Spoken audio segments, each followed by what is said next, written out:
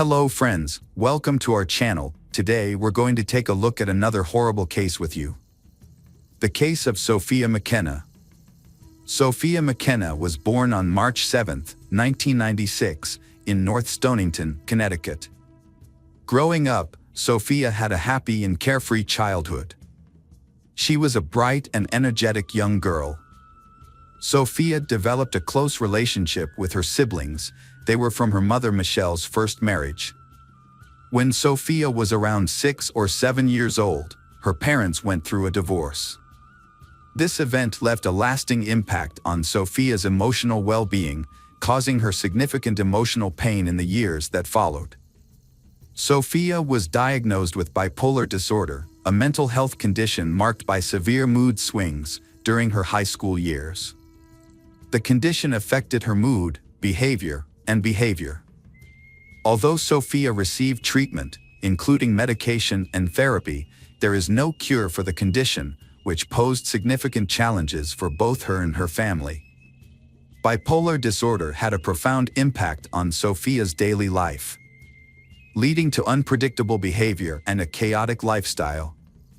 Her relationships were often unstable and those around her struggled to cope with her condition. However, in 2015, Sophia met Austin, a charismatic and optimistic person who quickly captured her heart. Sophia and Austin had a volatile relationship due to Austin's aggression and anabolic steroid use for sports. They argued frequently, sometimes leading to physical fights. Sophia's mental health struggles often contributed to these conflicts. Austin's aggression left Sophia injured several times, requiring hospitalization. When Sophia discovered Austin's affair about a month before the incident, she decided to end the relationship, but they still saw each other occasionally. Sophia persevered through her struggles and continued to progress in life. As a young woman with striking features, she worked briefly as a model for a local company's jeans advertisements, which helped fund her education. Sophia eventually graduated as a licensed massage therapist and landed a job at the Red Door, a high-end spa in a luxury hotel. It was there that she met her 20-year-old coworker, Spencer Mugford. A beach lover and keen swimmer from Florida, Spencer was hired as a sailing instructor. Spencer and Sophia developed a strong connection due to their shared interests. They started dating, but their relationship was short-lived as their families did not approve of it, mainly because they were often surrounded by trouble. Michelle, Sophia's mother, was particularly concerned about her daughter's well-being as Sophia was frequently meeting Austin, an ex-boyfriend, and drinking alcohol, which had become a regular habit. In the end, Sophia's relationship with Spencer did not work out, and they decided to remain friends.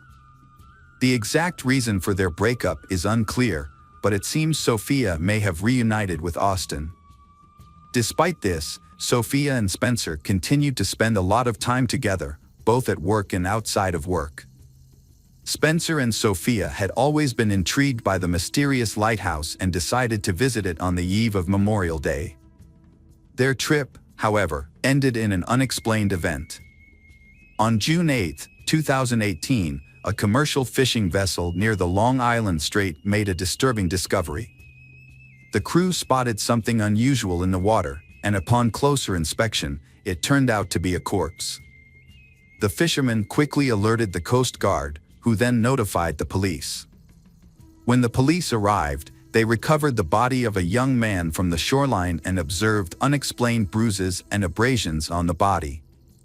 The deceased was later identified as Spencer Mugford, who, along with his girlfriend, Sophia McKenna, had been reported missing just a few days earlier. To understand what led to Spencer's death, his body underwent an autopsy. The results confirmed that Spencer had drowned, and experts did not find any signs of violence or assault. However, some details from the autopsy were kept undisclosed. In the same week that Spencer and Sophia went missing, 2 other men went missing in the same area. Their bodies were later discovered, and like Spencer, they had drowned. Initially, police believed that these incidents were unfortunate accidents caused by adverse circumstances. Remarkably, despite an extensive search, Sophia McKenna's body has not been found. On the night of May 27, 2018, in the small town of Groton, Connecticut. Although the investigation is ongoing, the case remains unsolved, leaving many questions unanswered. The story revolves around Sophia McKenna and Spencer Mugford, who decide to hike to the New London Lighthouse, located along the Thames River in a location considered mystical by locals. Built in 1909, this historic lighthouse has become famous for claims of paranormal activity involving Ernie, the first lighthouse keeper. According to local legend, Ernie's grief led to his tragic death after he jumped from the roof of the lighthouse following a painful breakup. Since then, locals and visitors have reported many strange occurrences. Mysterious events have included doors and windows opening for no apparent, sheets falling off beds, and radios turning on for no reason. Sailors have also reported mysterious incidents, such as boats leaving the shore on their own. As a result, the lighthouse has become a place of paranormal stories. The following Saturday, Sophia's friend Austin tried to reach her, but his calls and messages went unanswered. Initially, Austin wasn't concerned, knowing Sophia often slept in late. As the hours passed with no response, he started to worry and contacted Sophia's mother, Michelle. Michelle hadn't checked her phone because her younger daughter had been playing with it since morning. When she finally checked, she found 7 missed calls from an unknown number. Michelle attempted to call the number back, only to reach Spencer's voicemail, suggesting that the calls might have been from Sophia. Michelle attempted to contact Sophia but was unsuccessful. She and Austin then began a search. Austin called nearby hospitals, while Michelle filed a report with the police about a missing person. They also reached out to Spencer's family, who were equally worried since he had missed a significant family event and was unresponsive to their calls and messages. Michelle and Austin visited Spencer's apartment but found no indication that he had recently been there. The night before, Spencer's father learned that his son had met Sophia, which made him and his wife worried about the problems Sophia was having. Spencer's mother said that her son had planned to go fishing with a friend. The last time she spoke to Spencer was at 10 p.m. when her son said goodnight to her. Realizing that something was wrong, the Spencer family also reported their son and girlfriend missing to the police around 6:30 p.m. Police began searching for Sophia and Spencer. During the search, Austin contacted the sheriff to share some information about Sophia and Spencer's whereabouts the night before. He also told the sheriff that he had seen a video that Sophia had posted on Snapchat the night before. In the video, recorded on Spencer's phone, Sophia and Spencer can be seen having fun on a boat, heading towards the lighthouse. The footage shows a young man rowing towards the lighthouse. Everything seems normal. The photo taken before the incident shows Sophia posing playfully in front of the lighthouse with a concrete barrier and a "no passing" sign in the background. However, the events that unfolded just minutes after the photo was taken remain a complete mystery. Photos and videos were posted confirming that Sophia and Spencer were indeed at the lighthouse. This information prompted the police to dispatch 20 different Coast Guard units to the area. An extensive search was conducted by the Coast Guard, firefighters, and police, including air, sea, and land searches.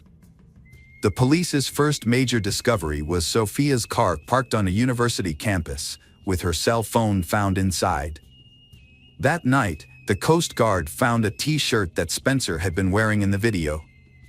Police theorized that Spencer may have used the T-shirt to secure a boat to shore. The search for Spencer and Sophia continued overnight and into the next day. However, a storm soon rolled in, prompting state authorities to temporarily halt the search until new information or clues about the Sophia and Spencer.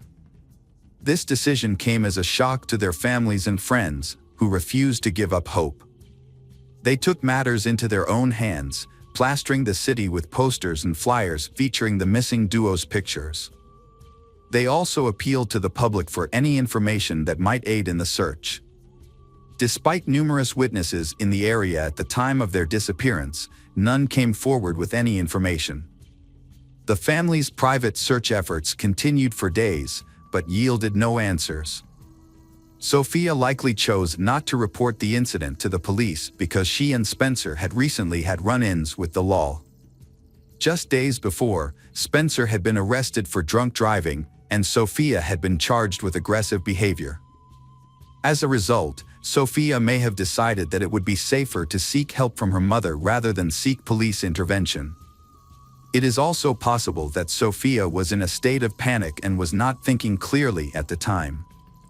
Without more information about her situation, it is difficult to say for sure why she made this decision. Police tried to piece together events on May 26, 2018. Memorial Day was coming up. Sophia was not working that day, but Spencer agreed to cover a coworker's shift from 7 a.m. to 7 p.m. After work, the pair planned to meet up and attend the city's Lantern Festival together. Their plan was to spend the remainder of the day together, including a visit to a local lighthouse known for paranormal activity, which they were eager to experience. However, what happened after Spencer's shift is unclear. There is no information on who they met or where they went, and it is unknown if they had been drinking. It is known that Sophia's car was parked on the University of Connecticut campus around 2 a.m. Sophia left her cell phone in the car, possibly due to forgetfulness. Sophia's phone was dead, so she decided to leave it behind. Spencer and Sophia took a small sailboat from campus. The boat had no motor and weighed only 14 pounds, with oars as the only means of propulsion, and headed towards the lighthouse, navigating through treacherous rocky shores without safety equipment. That was all the information police had that night. On Monday evening, a police search helicopter spotted a white and blue sailboat stuck in the rocks about 7 miles west of the lighthouse. The boat was covered in dust, indicating it had been there for some time. Although it has not been confirmed, police believe the sailboat may be the one Spencer and Sophia took from campus. Fingerprints found at the scene of the boat were never examined or disclosed to the public, making it impossible to determine if they matched the fingerprints of the missing young couple, Sophia McKenna and Spencer Mugford. A major obstacle in the investigation was the unavailability of certain key evidence. Spencer's phone was never recovered, and the police did not obtain his cell operator records, making it impossible to confirm if any calls were made to numbers other than Michelle's on the night of the disappearance.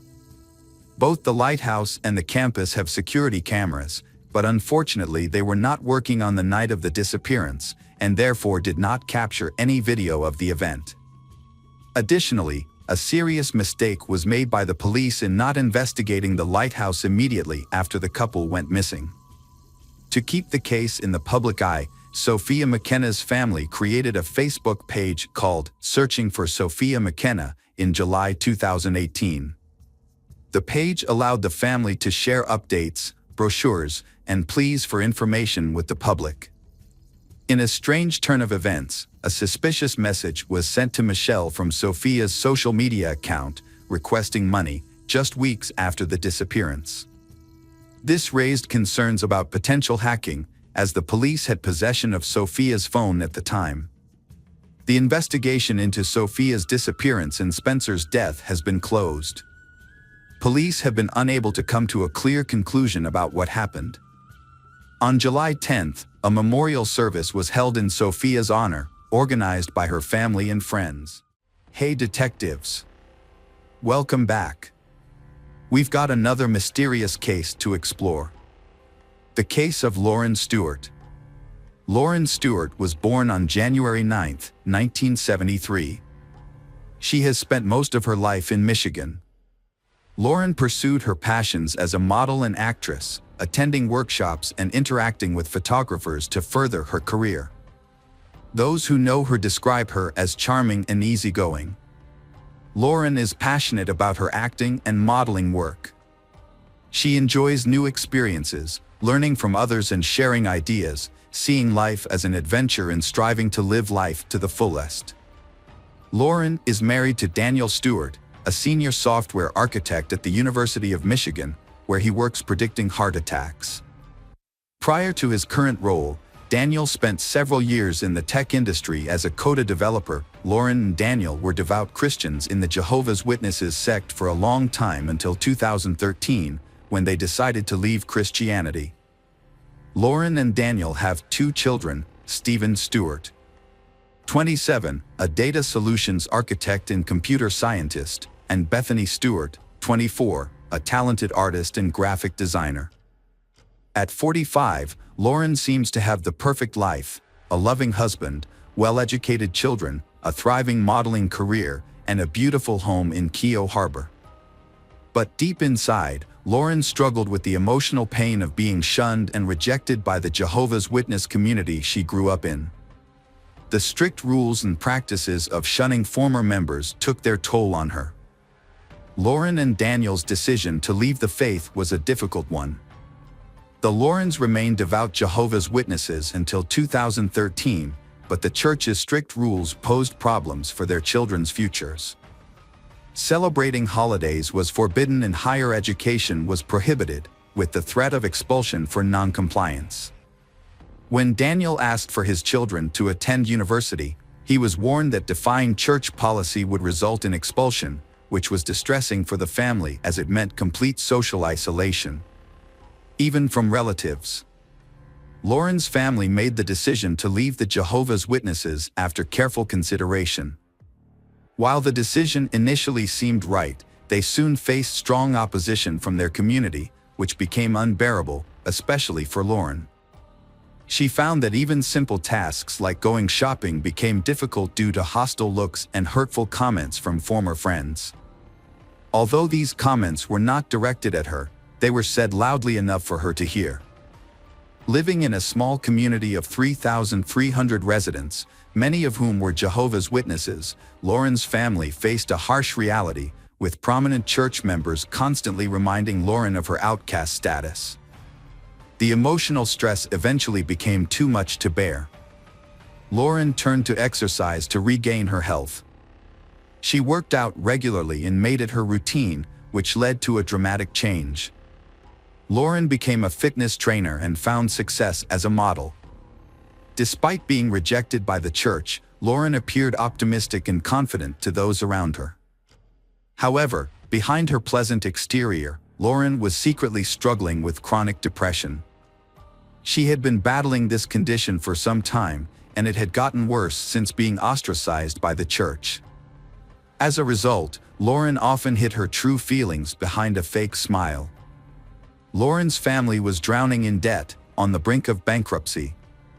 Overwhelmed by the pressure of her own financial difficulties and emotional pain, Lauren devised a plan to solve all her problems at once.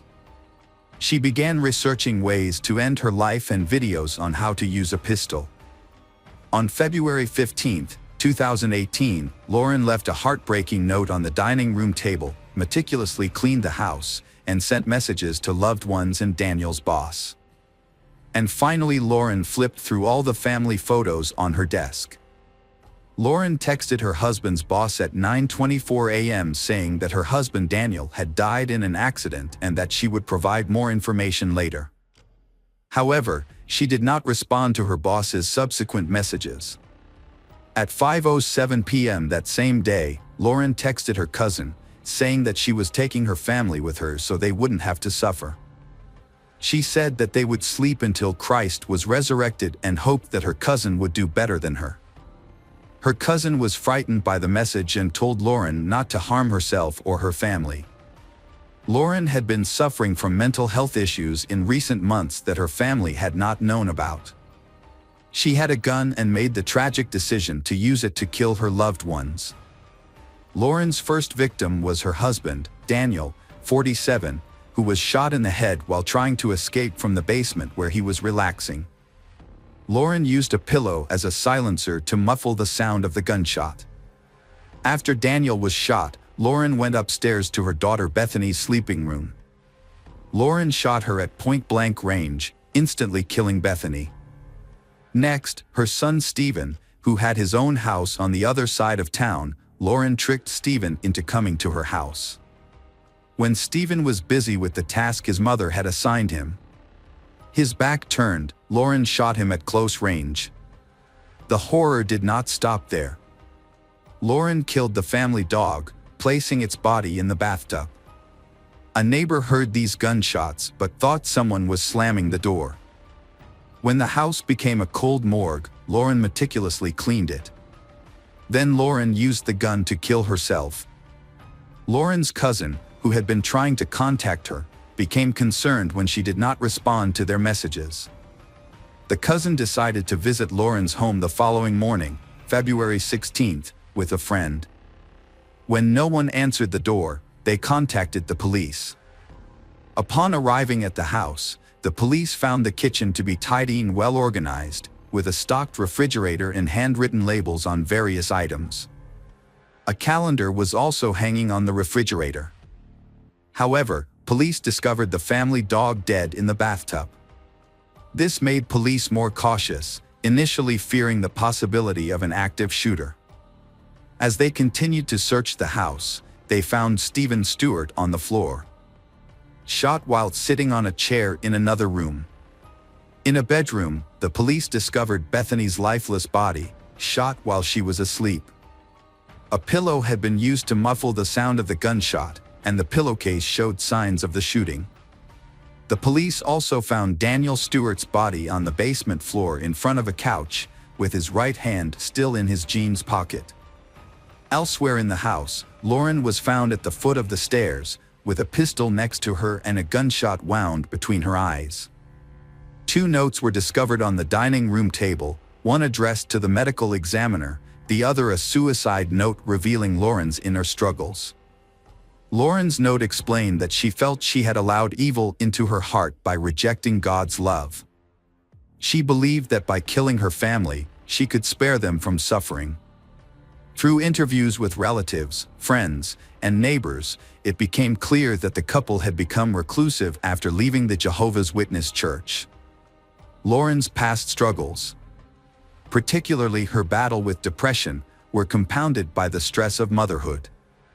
Family members also revealed that Lauren, who was one of 11 siblings, had a history of depression that likely contributed to her actions. Lauren has become increasingly obsessed with her faith in recent years. Her family, including her father and sister, have not spoken to her in years. Lauren's mother died when she was 13. The tragic event has left a lasting impact on those close to the family. Joyce Taylor, a longtime friend, believes the murders were a direct result of the family's rejection by the Jehovah's Witnesses. Joyce Taylor and other former members reveal the harsh reality of leaving the faith. When someone leaves the Jehovah's Witnesses, they are often shunned by their own family members who remain in the church. This severe form of shunning can take a heavy emotional toll. According to Joyce Taylor, Lauren and Daniel's desire to give their children a college education conflicted with the church's teachings, which discourage such pursuits. This clash between their aspirations and the church's rigid doctrines ultimately led to a tragic outcome. The family was shunned in every way possible. As Joyce Taylor explained, when you're raised a Jehovah's Witness, the church controls many aspects of your life, including your friendships and associations. If you go against these rules, you risk being disfellowshipped or shunned. Joyce Taylor stormed into a Kingdom Hall meeting in Union Lake, seizing the opportunity to confront the congregation about a recent tragedy. She passionately criticized the gathering, her voice filled with a mix of anger and sorrow. 5 years ago, you withdrew your support from a small family, Joyce Taylor exclaimed. They had no one else to turn to, but you turned them away and shunned them. Why? Because they wanted to raise their children as they saw fit. Just 2 days ago, 4 people died because of your alienation, Joyce Taylor said. Her words sent shockwaves through the room, forcing her to push away members of her congregation as she expressed her pent-up frustration. Police investigations into Lauren's family revealed that she, her husband, and her sons were all using cannabis. Further investigation revealed that Lauren's horrific actions were the result of a combination of factors. These included feelings of loneliness, strained relationships with family and friends due to their differing religious views. These factors combined to add to her pain, ultimately leading her to commit a horrific act. Welcome back, detectives. Let's dive into another horrible case, the case of Patrick de la Cerda. Patrick de la Cerda was born in June 1992 in Miami, Florida, a city known for its picturesque metropolitan area. His father, Max Dira, was a native of Spain, while his mother, Patricia Ranza, was born and raised in France before moving to the United States in the 1980s, where she met and married Max. Patrick grew up in a warm family environment where he was surrounded by love, care, and mutual respect. He was a kind, intelligent, and sociable person who excelled in school and had a large circle of friends. From a young age, Patrick was very close to his parents, who prioritized his education and well-being, providing him with every opportunity to grow into a capable and responsible individual. Patrick's father was a dedicated and skilled professional in the construction industry. Although the family was not wealthy, they were considered well off by the standards of the big city.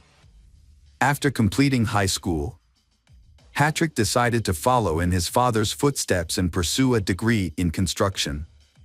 However, during his time at university, his parents made the difficult decision to divorce after nearly 25 years of marriage. The divorce of Patrick's parents was a quiet and peaceful one, with no scandals or disputes over property.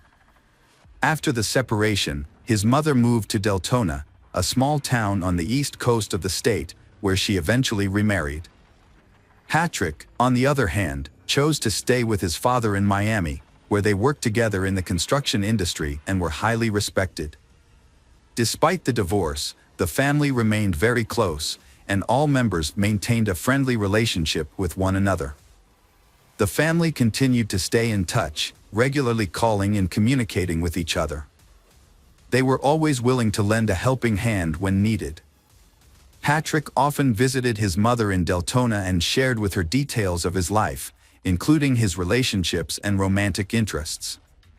With his French and Spanish heritage, Patrick had grown up to be a charming and attractive young man, which helped him win over women at a relatively young age. Patrick grew up in a family that valued strong relationships, so he never sought casual flings. Instead, he dreams of finding lasting love, living peacefully, and building a lifelong family with someone special. He created a profile on a popular dating website at the suggestion of a friend, but he didn't have high hopes of actually meeting his soul mate on the dating website. One June evening in 2017, Patrick half-heartedly scrolled through profiles of women on the site.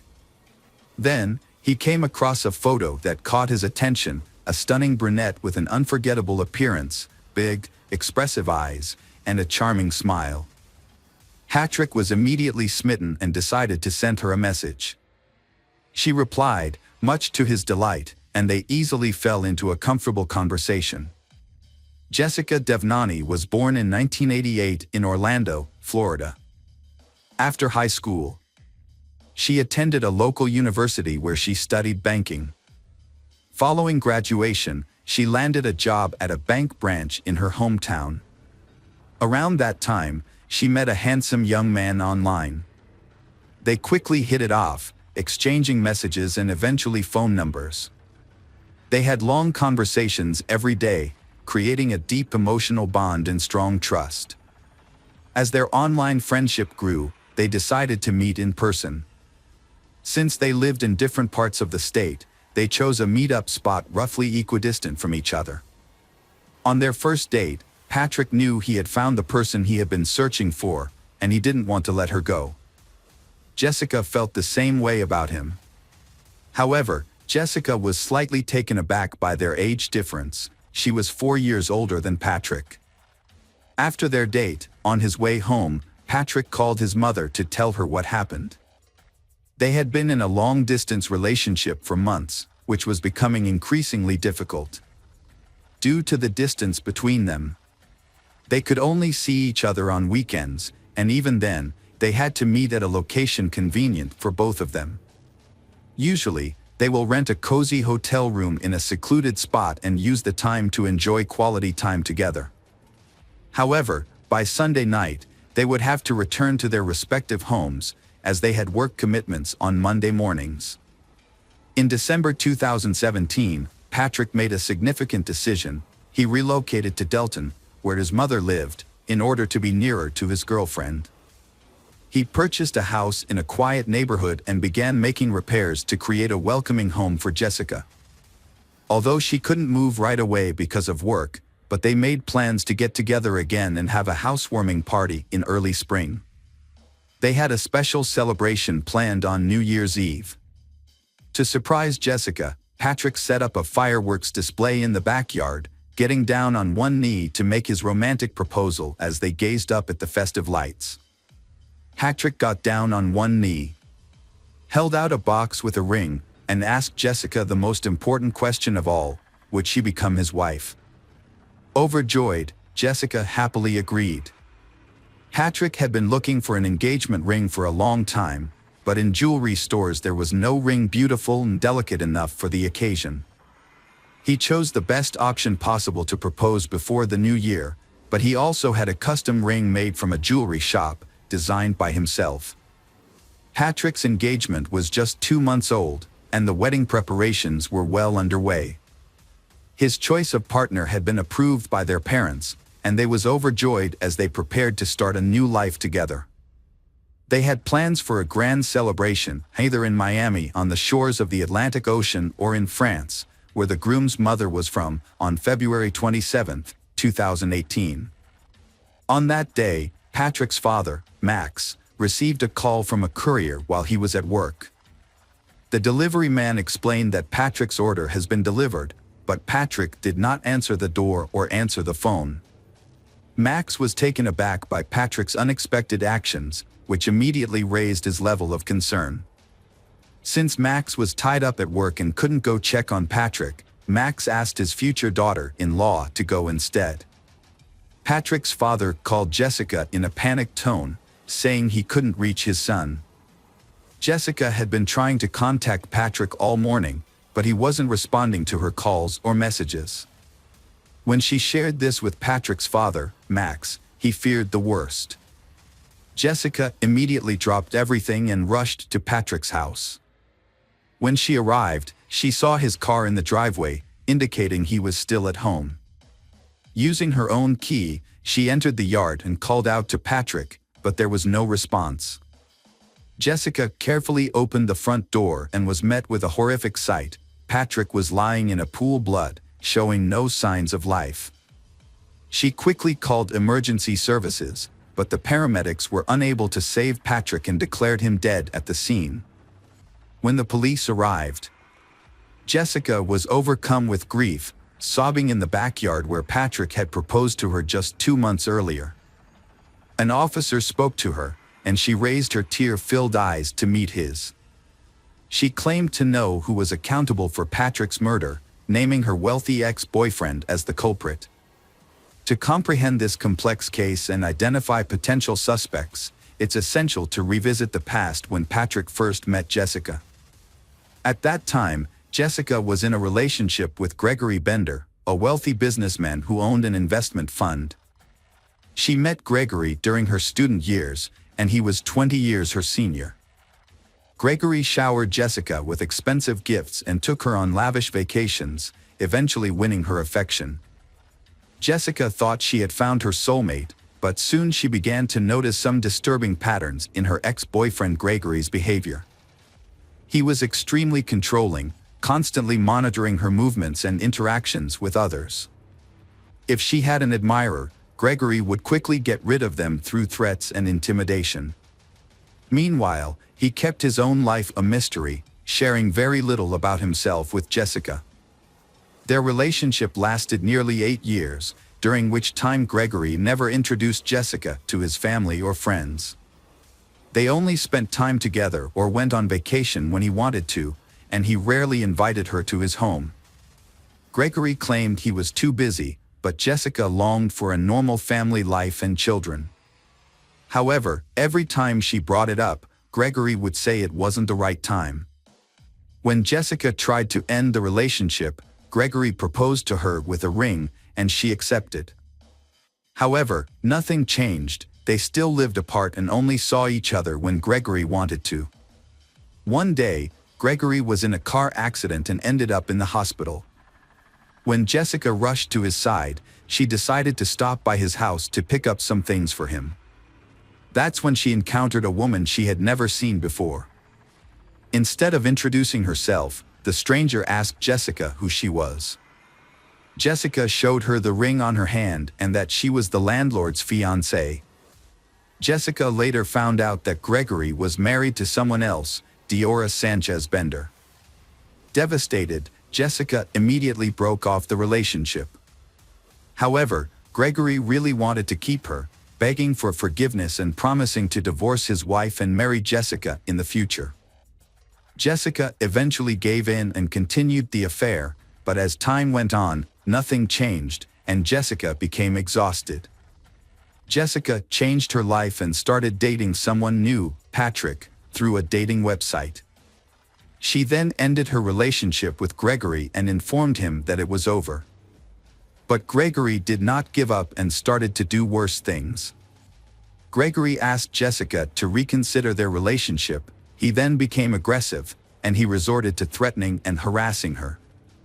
Realizing that Jessica had moved on, Gregory turned to private investigators to hack into her online accounts and find out who she was talking to. He soon discovered Patrick's identity and contact information. Then, Gregory started sending threatening messages to Patrick. Patrick received threatening messages from Gregory, Jessica's ex-boyfriend, who demanded that Patrick end his relationship with Jessica, referring to her as his fiancée. After receiving the threats, Patrick remained calm because he thought they would not come true. However, Jessica is scared because she knows Gregory's aggressive nature and that he has a large collection of weapons. She suggested breaking up with Patrick to avoid any potential harm, but Patrick refused. They decided to report the incidents to the police, providing evidence of Gregory's stalking and threats. They obtained a restraining order, which prohibited Gregory from approaching or contacting them. Additionally, Gregory was required to surrender his firearms. For a while, the situation seemed to calm down, and they thought they had finally found peace. Nevertheless, Jessica convinced Patrick to install CCTV cameras around and inside their home, fearing that Gregory might violate the restraining order. Let's go back to the events of February 27, 2018. During the initial crime scene inspection, investigators quickly ruled out robbery as a motive. Instead, they believed the murder was personally motivated, given the nature of Patrick's injuries, which suggested a deep-seated hatred. Patrick, 25 years old, had 4 gunshot wounds, 1 in the thigh, 1 in the chest, and 2 in the head. The body also showed signs of a fall from a ladder. The body was found on the floor between the front door and the stairs leading to the second floor. Investigators theorized that the killer likely snuck into the house and waited for the owner, Patrick, on the second floor. When Patrick entered the house and began to climb the stairs, the killer ambushed him, shooting him in the thigh. As Patrick rolled down the stairs, the killer followed, shooting him in the chest and then twice in the head. The murder weapon, a rare pistol, was not recovered, but several shell casings were found at the crime scene. The police found 3 casings at the scene, but a 4th one was missing. This led investigators to suspect that the killer might have taken it as a souvenir. The initial suspect was Patrick's neighbor, a U.S. Army veteran who had a history of conflict with Patrick. The veteran had been involved in combat and had suffered a severe head injury, which led to the development of a mental disorder. The veteran was skilled with firearms and had access to rare guns.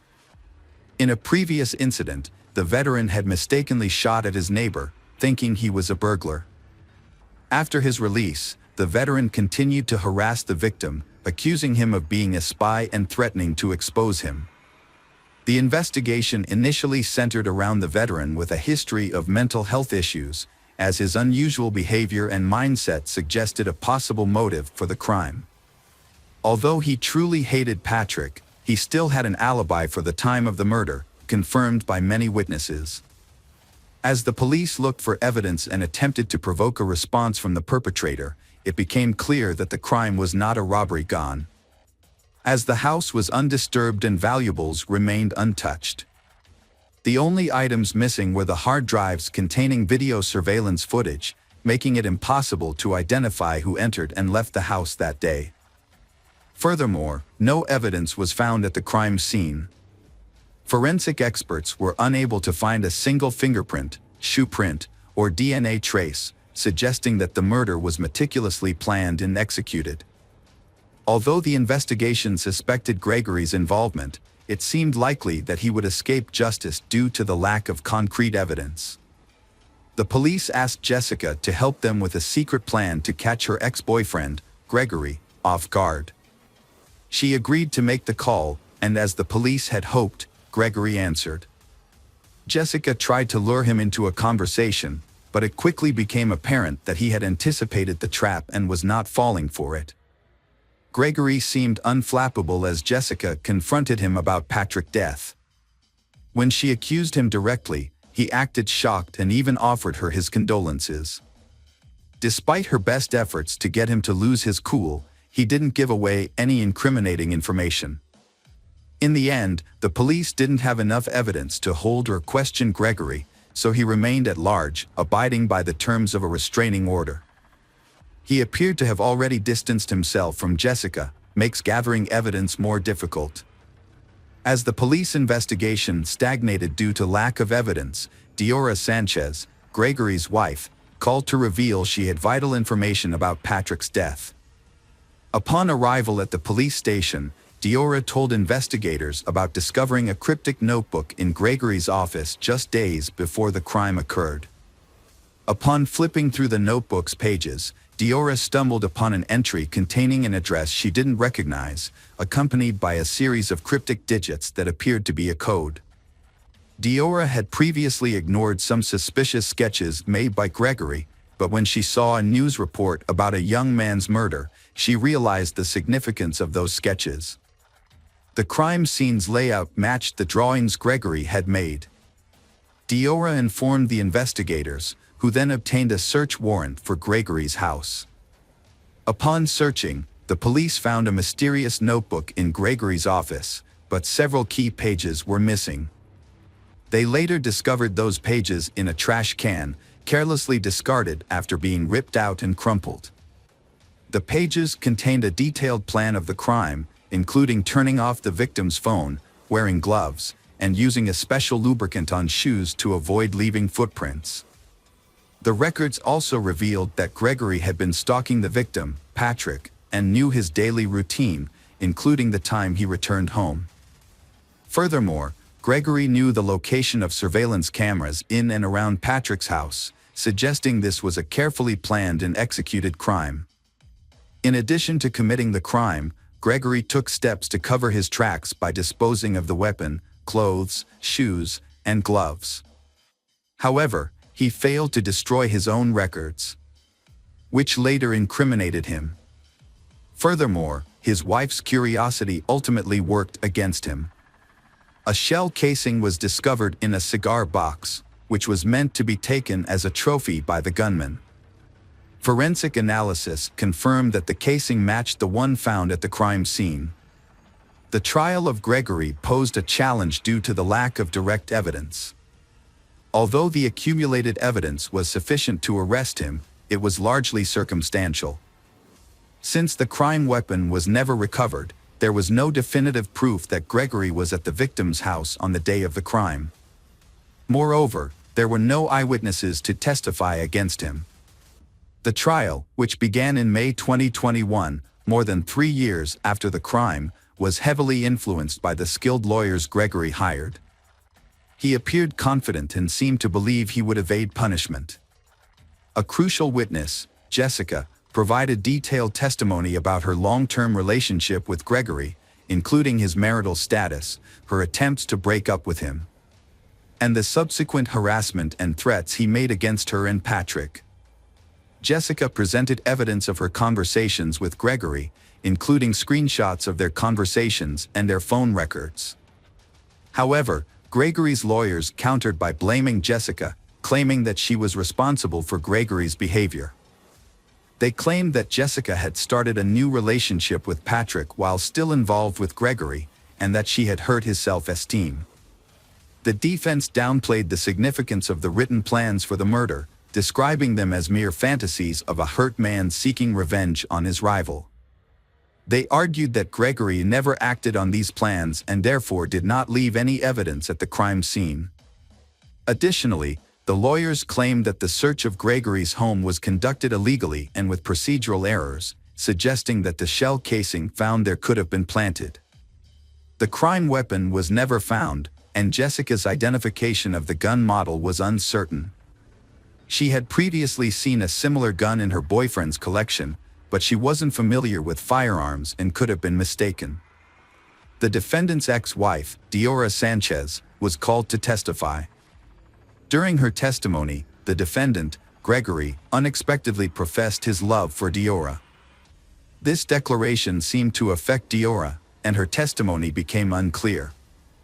Diora claimed to have forgotten some details and ultimately stated that she doubted Gregory's capability for murder, given their long history together. Despite the defense's efforts to challenge the search of Gregory's home and the lack of direct evidence, the jury found him guilty of first-degree murder after hours of deliberation. Gregory was given a life sentence with no possibility of parole. As the judge read out the sentence, the defendant fixed Jessica with an intense stare, not blinking once. His glare made her feel nauseous. Jessica sat next to Patrick's mother and suddenly burst into uncontrollable sobs, finding it hard to breathe. Despite multiple attempts by Gregory's lawyers to appeal the verdict, all their efforts were unsuccessful. The case attracted public attention, with many outraged that a wealthy businessman had brutally murdered a working-class man and attempted to escape justice. Patrick's story was widely reported in the press, and Gregory remains in prison to this day. Jessica Dira said she is grateful that justice has been served, and Patrick's memory will always live on in her. She wears the engagement ring he gave her and a special piece of jewelry he had intended to give her but never got the chance. Jessica remains close to Patrick's parents, who have welcomed her into their family as one of their own. Hello friends, welcome to our channel. Today we're going to take a look at another horrible case with you. The case of Sumner family. Carol and Reggie Sumner raised in Charleston, South Carolina. They were born in the same year, went to the same school, and were even in the same grade. Over time, their childhood friendship blossomed into a deeper affection. Neither of them recalls exactly when they began to develop romantic feelings for each other, but by the time they were 15 years old in 1959, they were dating. Their friends described them as a beautiful and harmonious couple. Reggie and Carol treasured their memories, keeping photos of their happy times together in their home archives. At the time, it seemed like they had their whole lives ahead of them, and they looked forward to a long and happy future together. Their feelings for each other were strong and mutual, and they were practically inseparable both in and out of school. They even started making plans to get married as soon as they turned 18, with the full support of their parents. In 1962, Reggie and Carol, a young couple, graduated from high school. However, their plans to get married were put on hold when Reggie was drafted into the Army a few months later. They decided to postpone their wedding until Reggie returned from his military service and made a promise to write each other regularly. As time passed, the separation took its toll. Reggie was deployed to Vietnam. Unfortunately, Carol lost contact with him, and she didn't even know if he was still alive. Despite the uncertainty, Carol continued her education and started working at the Charleston Air Force Base. A few years later, Carol got married, but the marriage was short-lived and ended in divorce. They didn't have any children together. In 1975, Carol married again, this time to Richard Alford, and gave birth to their daughter, Rhonda, in 1977. However, this marriage was also troubled, as Richard was abusive and had a drinking problem. The situation became unbearable for Carol, and by the mid-1980s, she couldn't take the abuse anymore. She took her daughter and filed for divorce. However, Richard refused to leave her alone and continued to harass her, trying to ruin her life. In 1987, Richard purchased a handgun and ammunition. After a night of heavy drinking, he went to his ex-wife Carol's home, intending to confront her. When Carol answered the door, their 10-year-old daughter Rhonda was present in the room. However, the presence of his child did not deter Richard, who was intoxicated. He pulled out the gun and shot Carol multiple times in front of Rhonda. Richard then drove to a secluded area, where he fired the remaining bullet into his temple, taking his own life. Carol was fortunate to survive the shooting due to the prompt response of neighbors, who heard the gunshots and Rhonda's cries for help. They called the police and an ambulance, which rushed Carol to the hospital.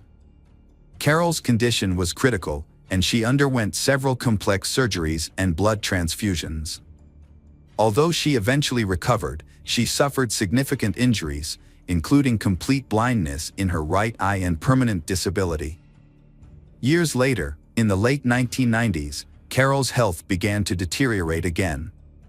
She experienced severe pain, weight loss, and weakness. After a thorough examination at the hospital, she received a devastating diagnosis: liver cancer. Tragically, as a result of being severely injured by gunshot wounds, Carol lost her position on an Air Force base. With cancer added to her medical complications, she found that physical strain, prolonged periods on her feet, and any heavy physical exertion exceeded her capability. Given these medical constraints, Carol then decided to re-enter the workforce as a call center operator for a cable television provider within her hometown, Charleston. Reggie was in Vietnam for a long time, and due to the prolonged war, he was severely wounded and nearly lost his leg. He spent a significant amount of time in the hospital, and during this period, his name was mistakenly listed among the dead. As a result, his relatives believed he had passed away.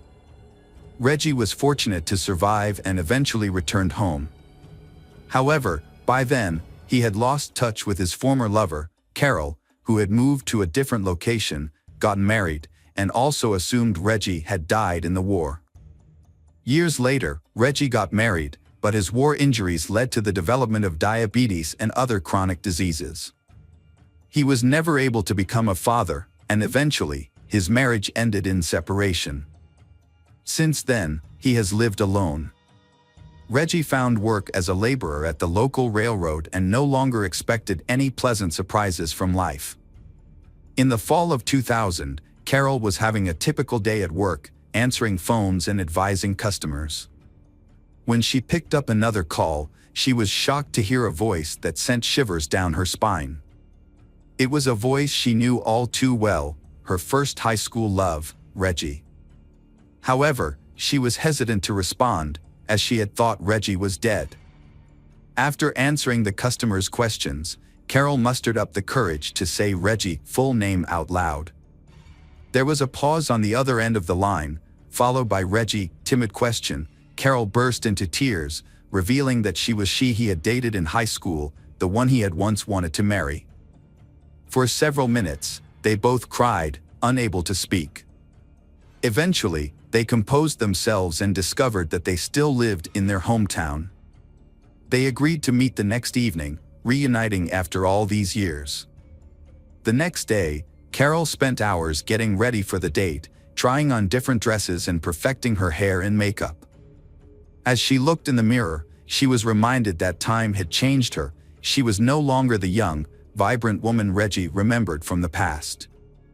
Still, she was eager to win him over once more. Their meeting was thrilling for both, having spent decades apart, and their conversation was unrelenting as they recounted stories from their lives, both happy and sorrowful, covering their previous marriages. Professional triumphs, struggles, health challenges, and basking in nostalgia as they reflected on their lost romance and first true love for one another. Reggie and Carol were determined to make the most of their reunion after a period of separation. They quickly fell into a routine of spending every day together, and within a couple of weeks, they decided to take the next step by moving in together. Just 5 months later, they got married, and Carol joined her husband in his home in the Riverland Terrace neighborhood. As they settled into family life, they initially resided in their hometown of Charleston, South Carolina. They were deeply in love, happy, and enthusiastic about building a life together. However, they faced some challenges, particularly with their health, as they were both still young but struggling with health issues. One of the neighbors who lived nearby was the Cole family, with whom Reggie had a long-standing acquaintance. The patriarch of the family, Stephen, had experienced firsthand the traumatic effects of the Vietnam War. Sustaining severe wounds during combat had resulted in confinement to a wheelchair for many years. His wife, Natalie, often prioritized her social life, spending time with friends at bars after work, instead of rushing home to take care of her family. As a result, their daughter, Tiffany, found herself frequently neglected and left unattended from a young age. Tiffany's situation improved slightly when she befriended the new neighbors, Reggie and Carol. During this time, Tiffany was still in high school, and the compassionate Carol took an instant liking to she. Carol felt genuine sympathy for Tiffany. For 5 years, Carol did her best to support and care for Tiffany, sometimes sponsoring cozy family meals, buying Tiffany clothes, and sharing enough allowance. Carol treated Tiffany like a daughter, showering her with love, care, and attention. When the Carol and Reggie decided to sell their Chevrolet Lumina minivan in 2004, Tiffany asked to buy it from them on an installment plan, as she desperately needed a car but had no money. They kindly offered to sell it to her for a minimal amount, which they divided into 12 monthly payments. In early 2005, Carol and Reggie made a difficult decision to leave their home and relocate to Florida. Their health had begun to decline significantly, and doctors advised them to move to a warmer climate with ocean access. Since Carol and Reggie were both retired, they decided to make a big change and start over. Carol and Reggie sold their large home in Charleston and bought a new place in Jacksonville, Florida. They also purchased a new Lincoln Town car. They was very happy and settled into their new life, making plans for their future together. Carol would call her adult daughter Rhonda every day to share her thoughts, plans, and daily experiences. However, in June 2005, Rhonda was surprised and concerned when her mother didn't call her as usual. At first, Rhonda tried to brush off her worries, hoping that everything was fine with her parents and that they would call her back soon. But when the next day passed without hearing from them, Rhonda's concern grew. She tried calling her parents' cell phones every 30 minutes, but they were now out of service.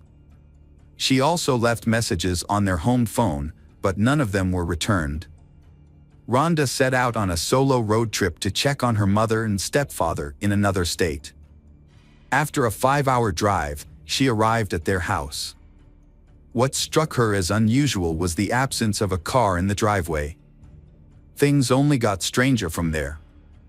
As she approached the front door, she found it slightly ajar, an eerie quietness, and a light on in one of the rooms despite the bright sunlight outside. Rhonda called out for her mother and stepfather Reggie, but received no response. She ventured into the kitchen, where she was greeted by a scene that looked like a sudden and mysterious departure. A table was set for two, with food that appeared to have been left untouched for days. The rest of the house was also in disarray, with belongings scattered about and doors and cupboards left open. Adding to the sense of abandonment and unease, their bedroom showed signs of a thorough search, but it was unclear what the person was looking for or who was responsible. On the bedside table, essential medications were left behind, including her mother's cancer pills, which she took 3 times a day, and Reggie's insulin, which he administered hourly. Notably, their cell phones were completely out of battery, rendering them useless. Rhonda quickly realized that her mother and stepfather were unable to leave their home without their essential medications and cell phones. She immediately contacted the police to report the incident, alerting them to the suspicious individuals. They in the car was quickly added to the wanted list, and all bank cards belonging to Carol and Reggie were frozen. The first few days of the search yielded nothing, with no sign of the imposters or any witnesses. However, on June 12, several developments led the police to close in on the perpetrators.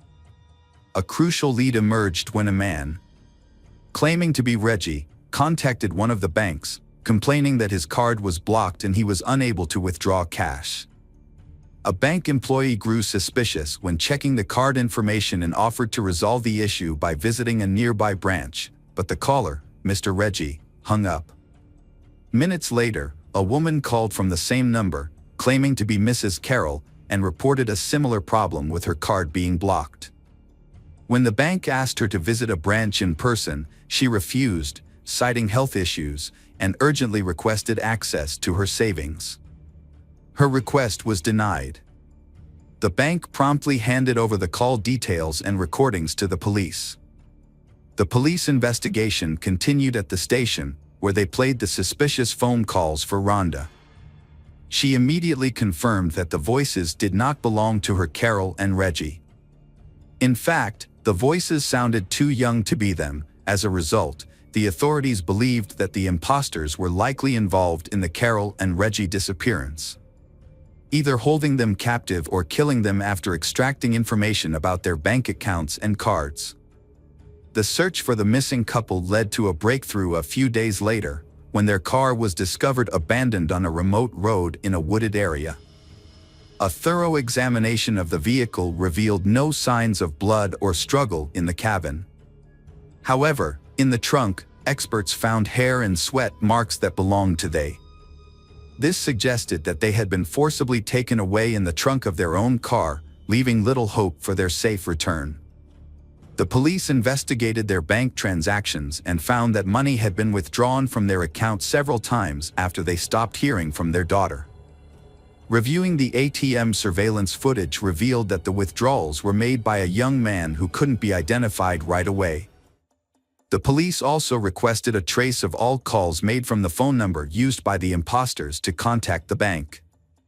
Further investigation showed that the SIM card used to make those calls was purchased on a prepaid plan just before they disappeared.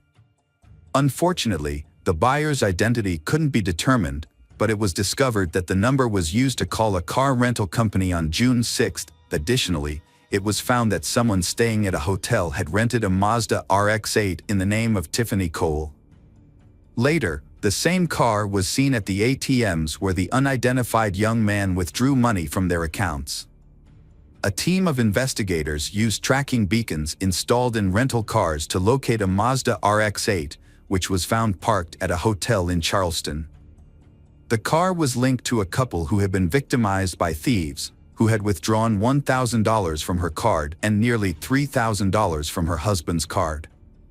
A capture team was quickly dispatched to the hotel, where they burst into the room where the thieves were staying. The room was found to be filled with numerous packages and receipts from various stores, indicating that the thieves had been on a spending spree, purchasing items such as clothing, electronics, video games, cosmetics, perfumes, and expensive liquor. 3 people were found inside the location, clearly caught off guard by the police visit. Tiffany Cole, 23, her boyfriend Michael Jackson, 24, and Alan Lindell Wade, 19, all appeared surprised, confused, and frightened as police placed handcuffs on their wrists. The trio was taken to the police station, separated into different rooms for questioning, and initially pretended to be unaware of the accusations or refused to speak. A search of the premises uncovered significant evidence, including stolen bank cards, the laptop, some of Carol's jewelry, Reggie's expensive coin collection, the keys to their Lincoln Town car, and pawn shop receipts in Tiffany Cole's name. During the investigation, it was discovered that Tiffany had sold some of the stolen jewelry and spent the money with friends. After several hours of interrogation, Tiffany finally began to talk, bursting into tears as she confessed that she and her friends had robbed the elderly couple but claimed no further harm was done. The group then went on the run, using the stolen money for their own gain. Tiffany also implicated another individual, Bruce Kent Nixon, 19, who was paid $300 for his assistance in the crime. She stated that they never saw Bruce Kent Nixon again after the incident. Bruce Kent Nixon's decision to commit a crime was motivated by a promise of a fixed amount of money, which he quickly spent on illicit substances. As a result, he did not make an effort to hide or flee, living in the same city of Charleston. He was eventually arrested at his parents' home. It began in May 2005, when Tiffany visited the Summers to make a payment on a car she had purchased 6 months prior. The Summers, Carol, and Reggie were known for their hospitality and would often invite Tiffany to stay overnight or for a few days, treating her to good food and gifts. On this particular occasion, Tiffany arrived with her new boyfriend, and they were both welcomed to dinner and invited to stay overnight. During dinner, the Summers discussed their new life, and Carol inadvertently revealed that they had nearly $100,000 left over from the sale of their Charleston home, which they intended to use to enjoy their retirement without financial worries.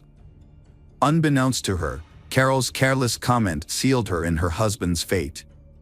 Tiffany and Michael exchanged a telling glance, and that night, they began secretly plotting to get their hands on the Summers' substantial sum of money. In the morning, Tiffany and Michael bid they farewell and returned to South Carolina. Within a couple of weeks, they recruited accomplices and assigned roles and responsibilities.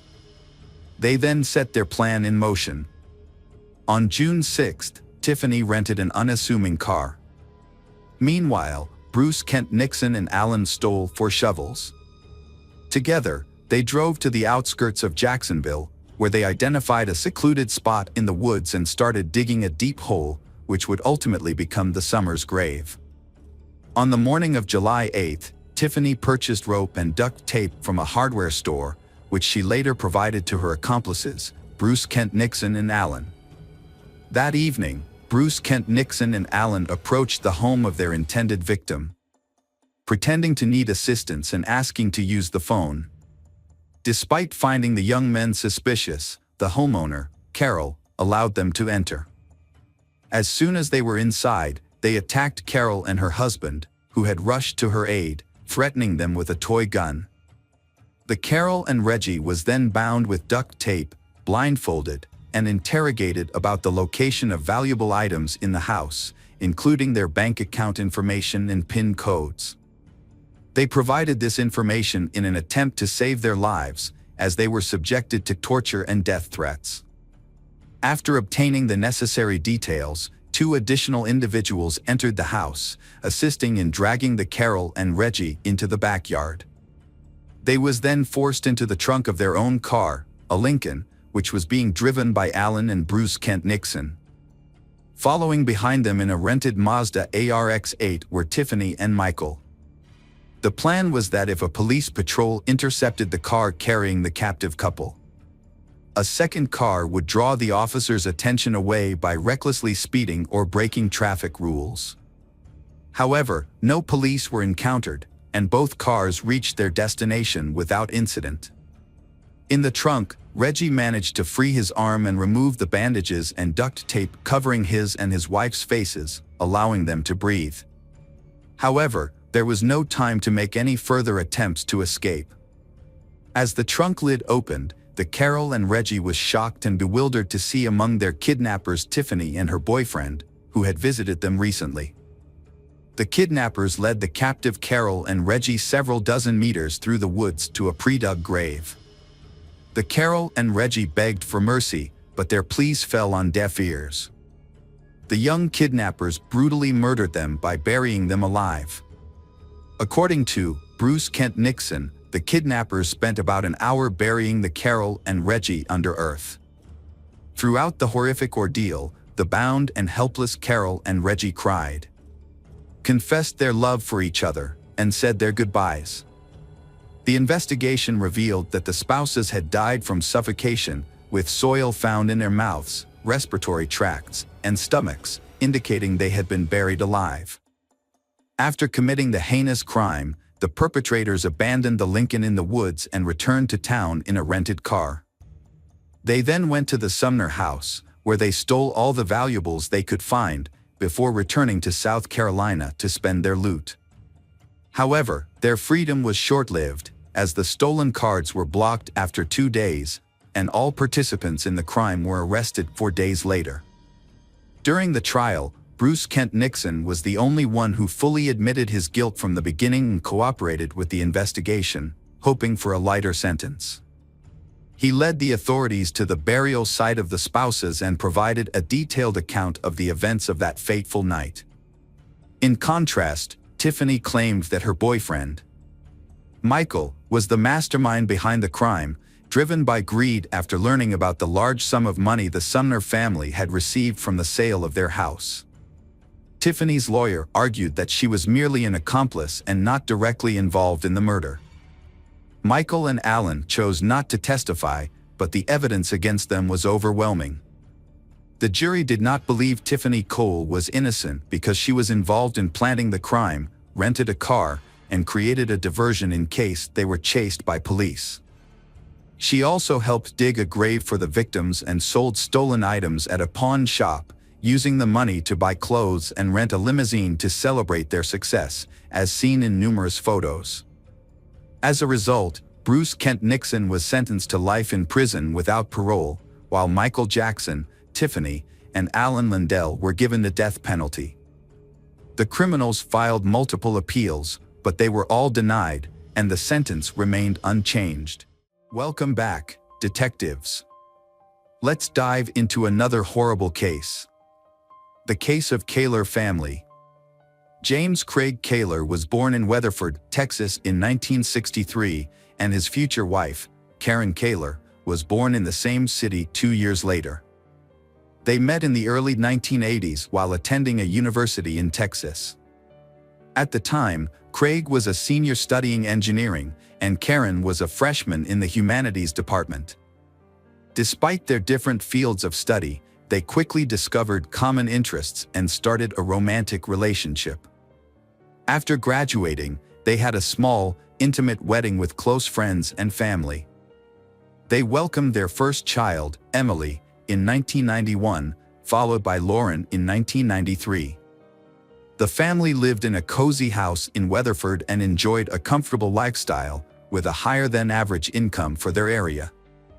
In 1999, Craig received a lucrative job offer from a major utility company in Weatherford, which coincided with the birth of their son, Sean. Craig adored his son and, with his increased salary, purchased a spacious house in the city's most prestigious neighborhood and a family car. Karen stayed at home to care for their children, and Craig became the primary breadwinner. From the outside, their family appeared to be living a perfect life. Their 3 children have also had many successes in their fields. Emily and Lauren are talented in sports and music. Emily studies at a prestigious pharmacy college and Lauren hopes to attend a conservatory. Sean, on the other hand, showed a keen interest in mathematics and had dreams of becoming an archaeologist.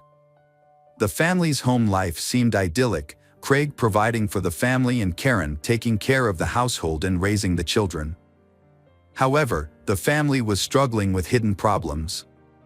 In 2007, Karen confided in her sister Linda, revealing that she was on the verge of a nervous breakdown due to Craig's controlling behavior. Craig exerted total control over Karen's daily life, demanding a detailed account of every expense, no matter how small, and requiring her to report her whereabouts at all times. The family lives on a strict schedule, with Craig setting their daily routines, including bedtime, wake-up time, meal times. This rigidity makes Karen feel suffocated and trapped. Over time, Craig's need for control grew stronger. He became more demanding and selfish, scheduling Karen's every move. She felt like she had no time left for herself, there was only duty to complete. Karen tried to meet her husband's demands, hoping he would ease up and they could return to their normal life. However, Craig seemed to enjoy exerting control and refused to change. Linda was extremely worried about her sister's confide. Like everyone else, she saw Craig as the ideal husband, father, and family man, only to discover he was a controlling man. Despite this, Karen didn't want to break up her family. Additionally, she and her children relied on Craig financially. So, she decided to find a job that would give her a stable income. She joined a local gym without telling her husband, using it as an escape to clear her mind and work through her emotions. She spent several hours there every day, scheduling her time around her husband Craig's work schedule so he wouldn't notice. Not long after, the gym manager noticed her because of her attractive appearance, excellent fitness, and her hard work. Karen was given the chance to work as a fitness with the possibility of a permanent contract. This was a dream come true for her, as she could now get paid for doing something she loved. However, she was worried about how her husband, Craig, would react when he found out. When Craig found out about Karen's new job, she thought he would be angry and forbid her to continue. Surprisingly, he received this news calmly and even seemed pleased that she had found a way to make money on her own.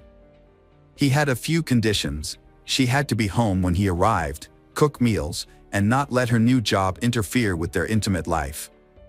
Karen found these conditions acceptable, as she now had more freedom and independence. As Karen settled into her new job, she met a new instructor named Sonny Reese, and they quickly became friends. For Karen, who had spent years at home with little social interaction, Sonny became a trusted confidant. The two women spent time together at work, went for walks, had coffee, and shared heartfelt conversations. But little did Karen know, this new friendship would soon lead to unexpected romance and a complicated love triangle. It didn't take long for Karen and Sonny's friendship to evolve into a romantic relationship. At first, they kept their feelings a secret from everyone. However, after some time, Karen decided it was necessary to be honest with her husband, Craig. She spent months preparing for this conversation, searching for the right words and worrying about the potential consequences. Eventually, she confessed to Craig. Craig's reaction to his wife's revelation was surprisingly calm. However, the next day, he made an unexpected condition for accepting Karen's relationship with Sonny, which was that he wanted to be a part of it. Karen was shocked and unsure of how to respond to her husband's talk. Nevertheless, Craig took the initiative and began wooing Sonny, sending her flowers and gifts. He seemed to view this as an opportunity to revitalize his intimate life and bring new passion to his marriage. Initially, Karen and Sonny agreed to Craig's proposal. However, they soon realized that his intentions were aimed at domination. However, their unusual love triangle was short-lived. Craig demanded that Karen end the affair immediately. Despite this, Karen continued to see Sonny, as she had genuinely fallen in love. After almost 20 years of marriage, Karen seemed ready to leave her husband for someone new. This led to a series of secret actions, including moving to another state, scheduling secret meetings. In an attempt to salvage his family, Craig thought it best to relocate to another state. He started job hunting, sending out his resume, and soon secured a role as a water director for a large company in Columbia, Missouri, not far from Kansas. Craig hoped that by moving to a new state, his wife's affair with Sonny would end, and their family life would normalize. However, the summer 2008 move proved challenging for the family, as the kids had to switch schools, make new friends, and adapt to a new city. Although the family was already financially comfortable, Craig's new job nearly doubled his previous salary from Weatherford. Despite his increased responsibilities and work hours, Craig mistakenly believed he had successfully removed Sonny from his wife's life. However, Karen and Sonny continued to communicate regularly through calls, texts, and secret meetings. They would meet halfway, spend a couple of hours in a roadside hotel, and then return home. At this point, Karen realized her marriage was over. She no longer loved Craig, and it was only a matter of time before they divorced. These clandestine meetings persisted until December 2008. At the New Year's Eve celebration that year, the Kaler family went back to their hometown to reconnect with relatives and friends. Sonny was also in attendance at the gathering. Initially, Karen and Sonny kept a low profile, merely exchanging greetings. As the celebration continues and the alcohol slowly affects Karen and Sonny's behavior, they seem to have no regard for social norms. They became inseparable, openly showing affection by holding hands, sharing romantic glances. They even kissed. Craig's anger boiled over into fury after Karen publicly humiliated him by revealing her affair at a party attended by dozens of acquaintances. He lashed out at Karen and Sonny before dragging Karen away from the party. In his rage, Craig lost control and physically assaulted Karen, ripping her dress and slapping her, causing her to fall and hit her head. The incident marked the beginning of the end of their marriage. A few days later, Karen announced she was leaving Craig and initiated divorce proceedings, seeking custody of their children. Initially, Craig attempted to apologize and salvage their relationship for the sake of the children. But Karen was resolute. She said they should divorce, causing Craig to contact friends and family, begging them to convince Karen to reconsider. In the spring of 2009, Craig and Karen's marriage continued to deteriorate. Despite Craig's attempts to salvage their relationship, Karen made it clear she was leaving him for Sonny and she had never been truly happy in their marriage. The tension between them escalated into physical violence, with Craig grabbing Karen during an argument, leaving bruises on her arms. Karen reported the incident to the police, leading to Craig's arrest. After the incident, Karen took the children and moved out without waiting for the divorce to be finalized. Craig was devastated by her departure, and even more so when he discovered that his daughters, Emily and Lauren, were siding with their mother. They told him that they had never seen their mother so happy, which Craig perceived as a betrayal.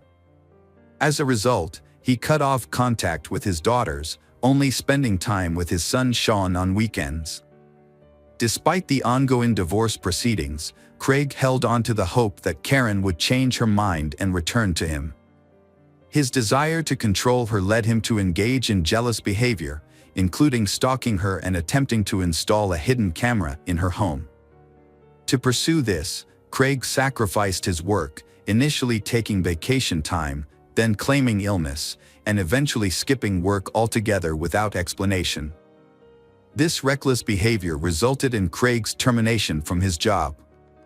Without a steady income, he was forced to move in with his parents as he could no longer afford to live on his own.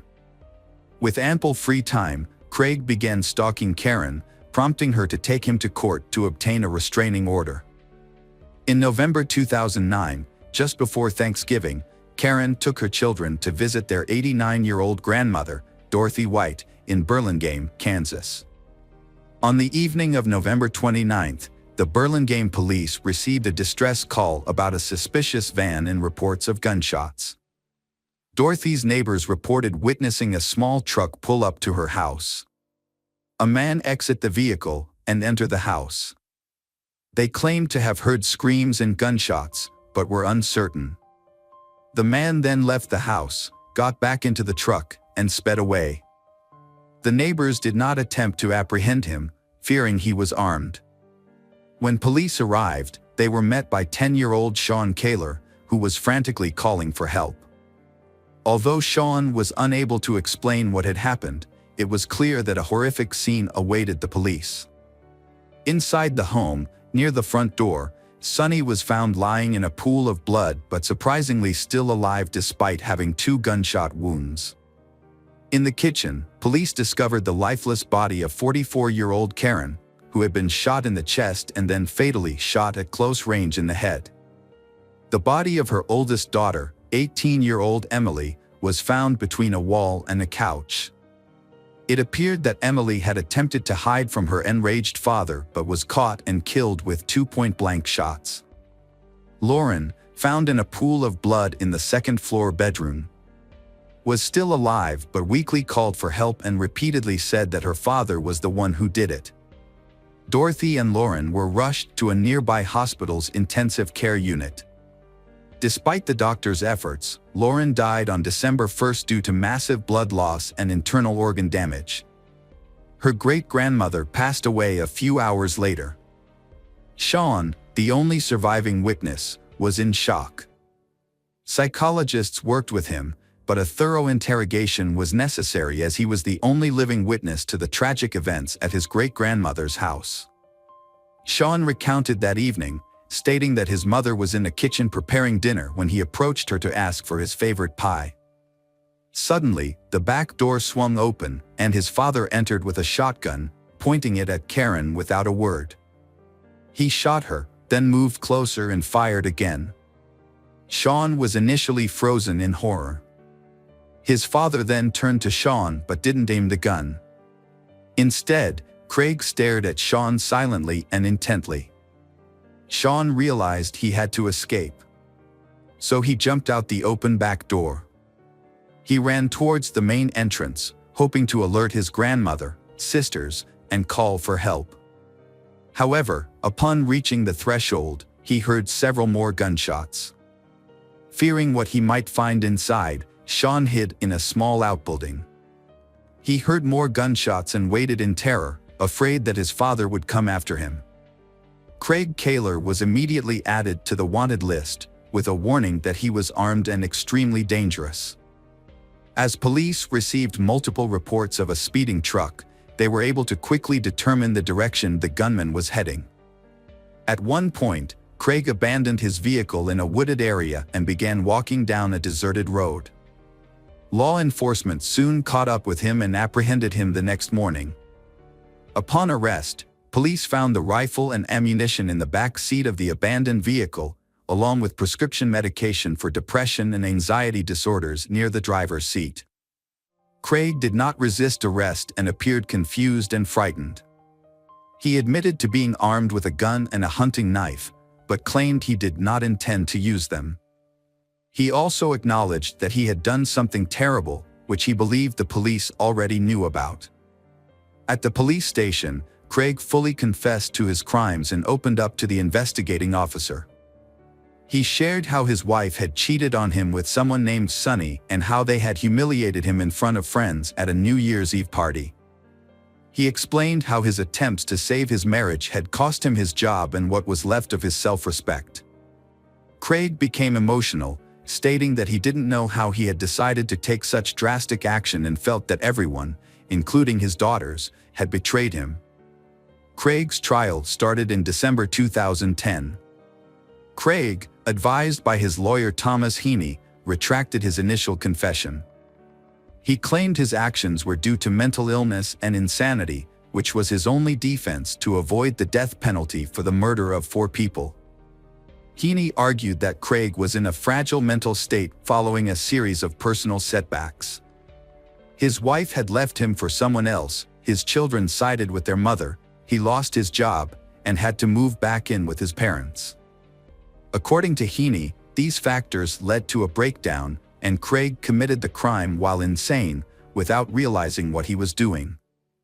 However, the prosecution found no evidence of insanity or an altered mental state in Craig's actions. They argued that his actions were calculated, as he had purchased guns and ammunition in advance and went to the victim's house knowing his family was there. He shot each victim twice, ensuring no chance of survival, but intentionally spared his son Sean, allowing him to escape. In August 2011, Craig was found guilty on all counts and received a death sentence.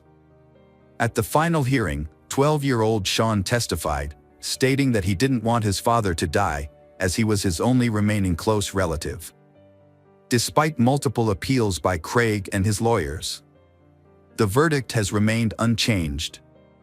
As of today, Craig is still in prison, fighting to have the case reviewed and the death sentence overturned. After the death of his mother and sisters, Sean moved in with his grandmother. Now Sean has grown up and he has completed his studies and chosen to stay and work in his hometown. Welcome back, detectives. Let's dive into another horrible case. The case of Joseph Saunier. Joseph Saunier was born in 1955 to a respected family of doctors in Shreveport, Louisiana. From a young age, he aspired to follow in his family's footsteps and become a doctor. With exceptional abilities, Joseph earned a Bachelor of Science in Medical Science from the University of Baton Rouge in 1976. He then applied to Louisiana State University in Shreveport and began working at Parkland Hospital in Dallas, Texas.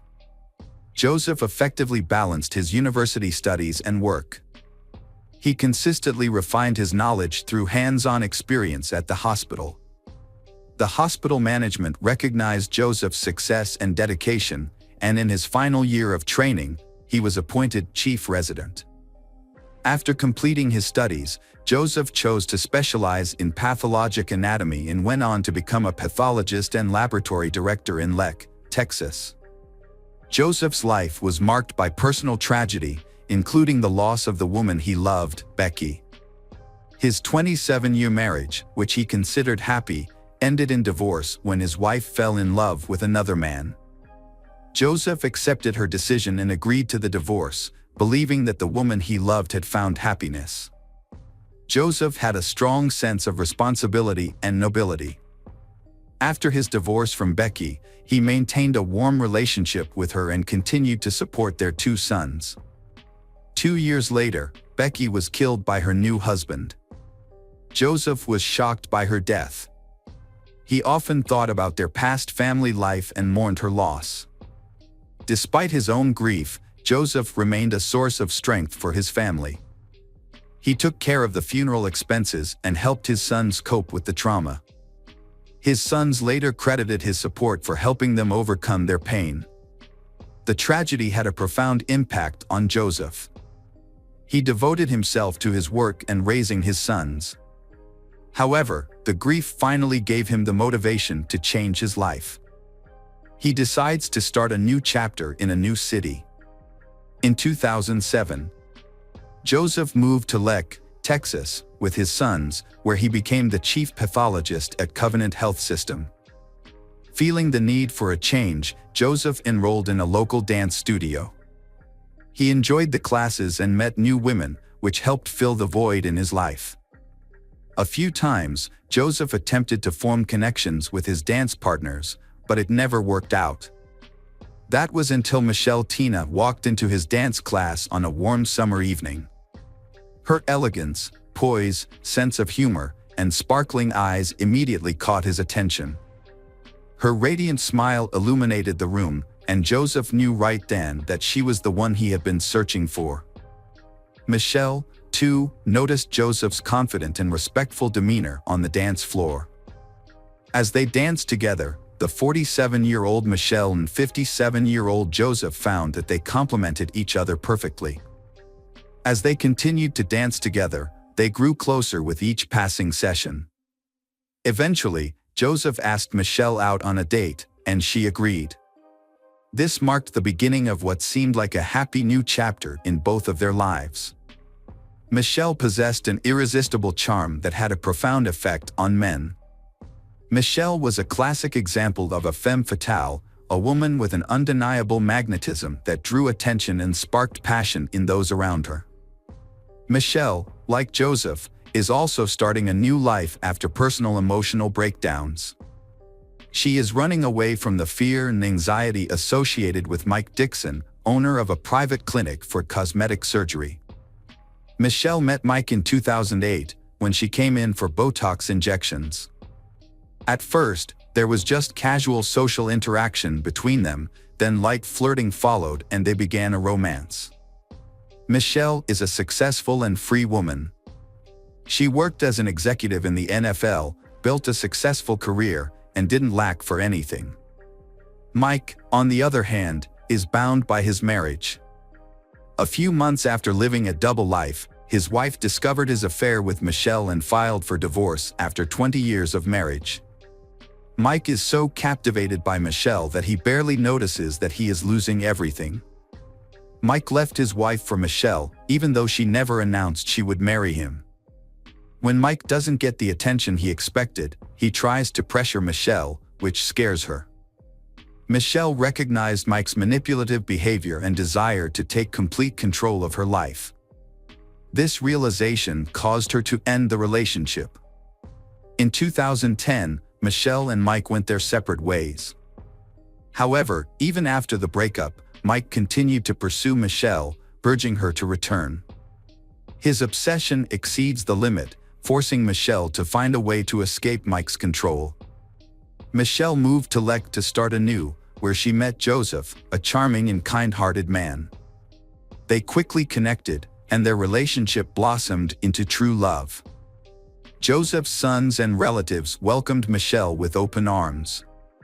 Joseph spared no expense in giving her gifts, taking her to the most luxurious restaurants and private clubs, and giving her romantic vacations. As Joseph realized he had found his perfect match, he took Michelle to Los Angeles and proposed to her in front of his entire family. Michelle, 47 at the time, was smitten with her new partner and frequently expressed her love for him on social media. However, her ex-lover, Mike Dixon, couldn't help but notice these declarations of love. Mike is furious when he discovers that Michelle has moved away and is planning to marry Joseph. He realized he couldn't win her back but still dared to propose that they rekindle their past relationship, suggesting they become lovers again. Michelle firmly rejected his proposal, refusing to engage in a love triangle, and immediately informed Joseph about Mike's suggestion. After some time, they started to feel like they were being watched. At one point, they even noticed something that looked like a camera flash through the backyard window, but they didn't pay much attention to it, not realizing the seriousness of the problem. The situation got out of control on July 11, 2012, when a gardener came to Joseph's house to discuss a garden renovation project. When the landscaper arrived at the home, he tried to contact Joseph but got no response. He saw an open door and, thinking Joseph might not be able to hear him, went inside. The house was in disarray, and there was a bullet hole near the front door, indicating a possible intruder. The landscaper cautiously went further inside, looking for Joseph. In the garage, he found Joseph lying in a pool of blood on the floor with no signs of life. Joseph's body had stab and gunshot wounds, leading the landscaper to think the perpetrator might be nearby. He immediately left the house and called for help. At 2:48 p.m., the police department received the call, and several patrol cars were sent to the scene. When the officers arrived, they found Joseph Sonnier. Medics confirmed that Joseph had died. The incident shocked the public, as it happened in one of the city's safest and most affluent neighborhoods, where crime is extremely rare.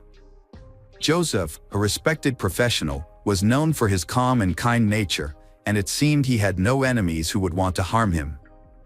Although a window was broken, it was clear that the incident was not a robbery, as nothing was missing from the house. However, a bottle with a hole shot through its bottom was found at the scene, suggesting it was used as a makeshift silencer for a gun. A forensic team arrived soon after to collect evidence, and it appeared that the perpetrator was inexperienced, as they left behind many traces.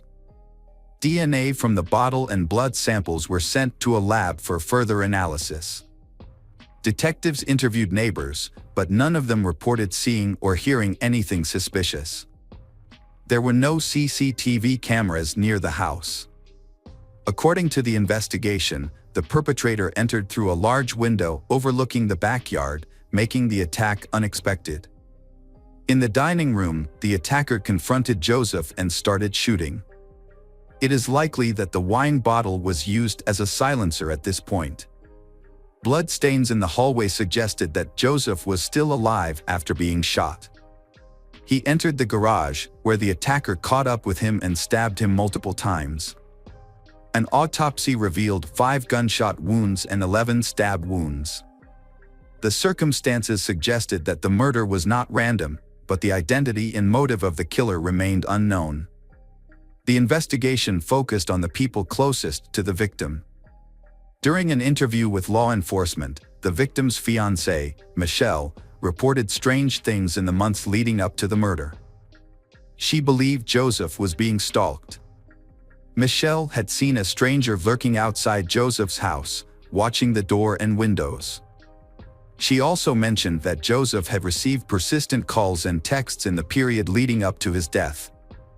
Although officers confirmed this information, they initially thought the calls and messages were from other women with whom Joseph was allegedly having relationships, as witnesses claimed he was in contact with multiple women at the time. Investigators questioned Michelle about whether she knew of other women involved with Joseph.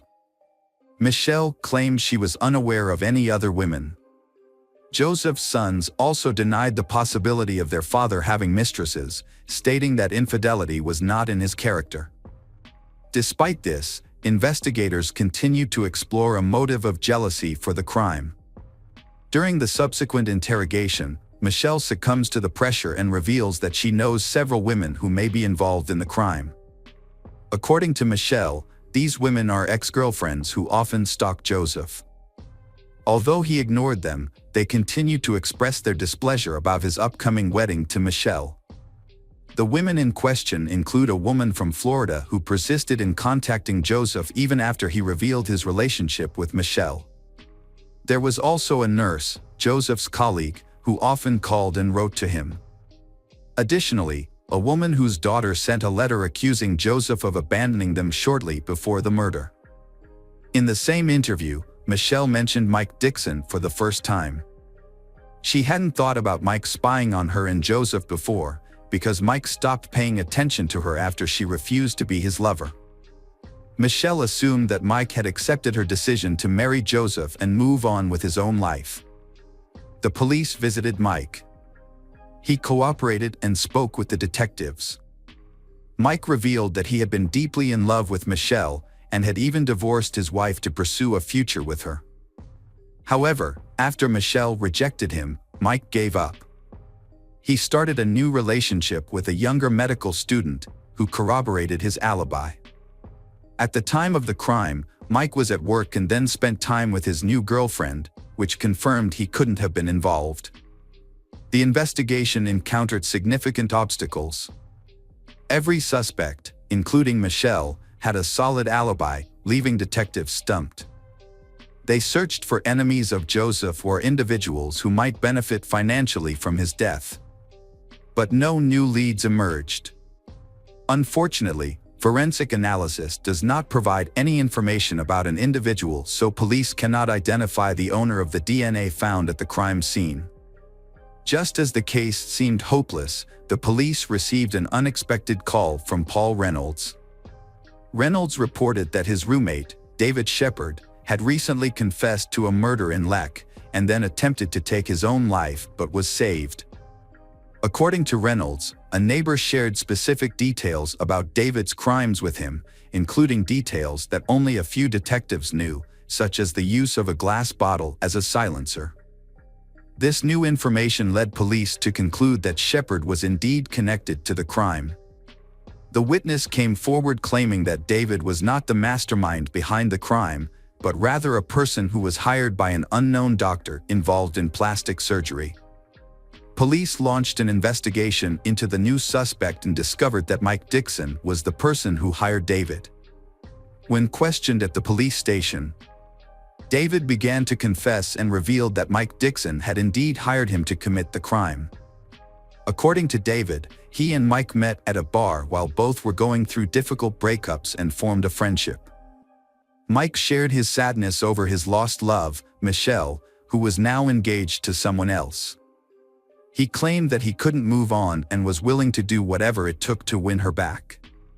David alleged that the initial plan was to discredit Joseph, Michelle's current partner, in the hopes that Michelle would leave him and return to Mike. However, David claimed that murder was not part of the original plan. First, women were paid $1,000 each to pretend to be Joseph's mistresses and pursue him. Additionally, a letter arrived from a woman claiming Joseph had abandoned her and their child. Joseph consistently denied these allegations, and Michelle believed him. It was later revealed that the camera flash seen by the couple was actually the light from David's cell phone flashlight. David had been driving to their house to create the illusion of surveillance. Funded by Mike Dixon, who covered gas and other expenses. When these tactics failed to break the couple apart, Mike plotted a more extreme solution. He offered David 3 silver bars, valued at around $110,000, to kill the pathologist. David agreed and received one of the bars as a deposit, which he immediately sold at a pawn shop. According to David Shepard, the situation escalated out of control when he went to Joseph's house. He claimed the shooting was unintentional, and that after shooting Joseph, he became afraid and Joseph began to run away. David shouted to check on Joseph but received no response. He then followed Joseph into the garage, where he found Joseph lying still and heard his last breath. David rushed to check Joseph's pulse and confirmed that Joseph was dead. David admitted to stabbing Joseph several times but could not remember the exact number. David also admitted that he considered calling for help using Joseph's phone, but ultimately chose not to. Instead, he put the phone back, mutilated Joseph's body, and then went to Mike's house to get the rest of the gold before attempting to take his own life. According to David, he didn't fully understand what he was getting himself into. When he faced Joseph, he realized he could not continue killing. If it weren't for an accidental gunshot, Joseph might still be alive. Mike Dixon was arrested by the police on the same day and charged with first-degree murder. This was based on testimony from David, as well as a large amount of other evidence that included incriminating phone calls and text messages where Mike made explicit confessions. When Mike Dixon was first interviewed by detectives, they had hoped he would confess to the crime. However, he denied everything and asked for a lawyer, which led to a lawsuit. David Sherd, who had been involved in the crime, made a deal with the prosecutor where he pleaded guilty to his role and gave up his right to appeal the sentence. As a result of this deal, David received a life sentence without the possibility of parole, instead of the death penalty. Mike Dixon, on the other hand, maintained that he was not guilty, despite the circumstantial evidence against him. However, in a surprising turn of events, David, who was a key witness for the prosecution, changed his story during the trial. Under oath, David claimed that he had committed the crime alone and that Mike Dixon was not involved. He said that the silver bars found at the scene were meant to be used as an investment in a business that the two of them had planned to start. The jury was unable to reach a unanimous verdict, and a retrial was declared. The second trial occurred in 2016, resulting in Mike's conviction for first-degree murder and a life sentence without parole. However, his lawyers successfully appealed the judgment, and it was overturned. Mike was released on $2 million bail, but the case was far from over.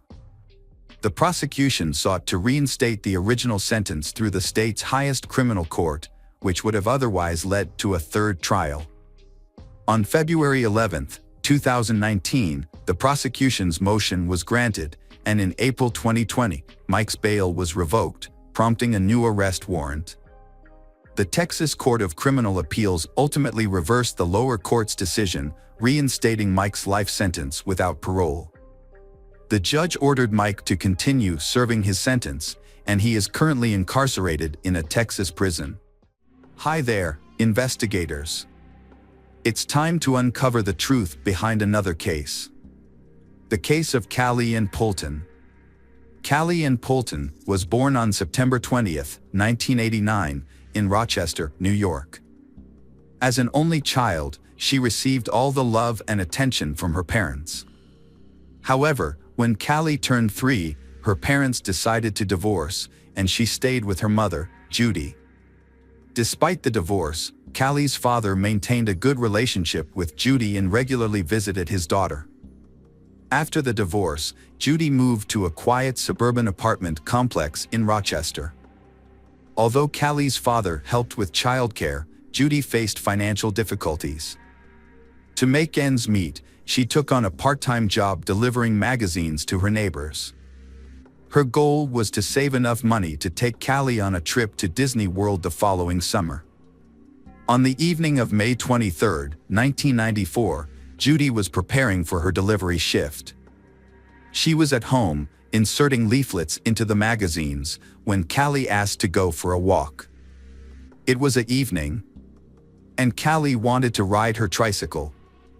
Judy checked outside and saw other children playing in the yard, so she allowed Callie to go out for a short time, instructing her to stay within the yard. Callie ran outside with her tricycle, and Judy planned to finish preparing the magazines and then take Callie to McDonald's after completing her delivery route. Judy stepped outside with the magazines, intending to call out to her daughter Callie, but Callie was nowhere to be seen. Judy looked around the yard, called out her daughter's name, but there was no response. She searched the yard and then the surrounding complex grounds, but Callie was gone. Usually, when Callie rode her tricycle, the creaking of its wheels was noticeable, but now there was silence. As Judy's panic grew, she began to cry out for her daughter, drawing the attention of the neighbors. They joined her in searching for Callie, but no one had seen Callie. The complex was heavily wooded, and a fence separated the houses from the nearby highway, making it unlikely that Callie could have wandered off on her own. Judy knew that Callie was only allowed to ride her tricycle in their yard, and Callie had always obeyed her mother before. It was also unlikely that Callie could have gone far on her small bike without being seen. With each passing minute, Judy's fears grew, and she decided to call the police. The officers arrived quickly and began a thorough search of the complex. As the search continued, officers went door to door, asking if anyone had seen Callie.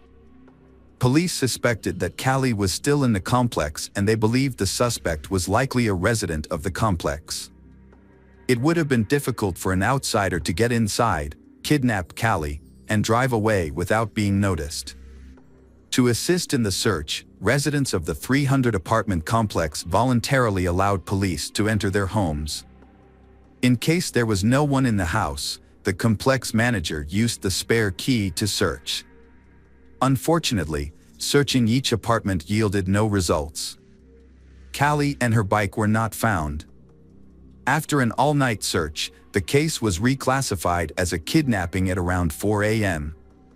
A specialist unit took over the case and detectives questioned Judy about possible enemies.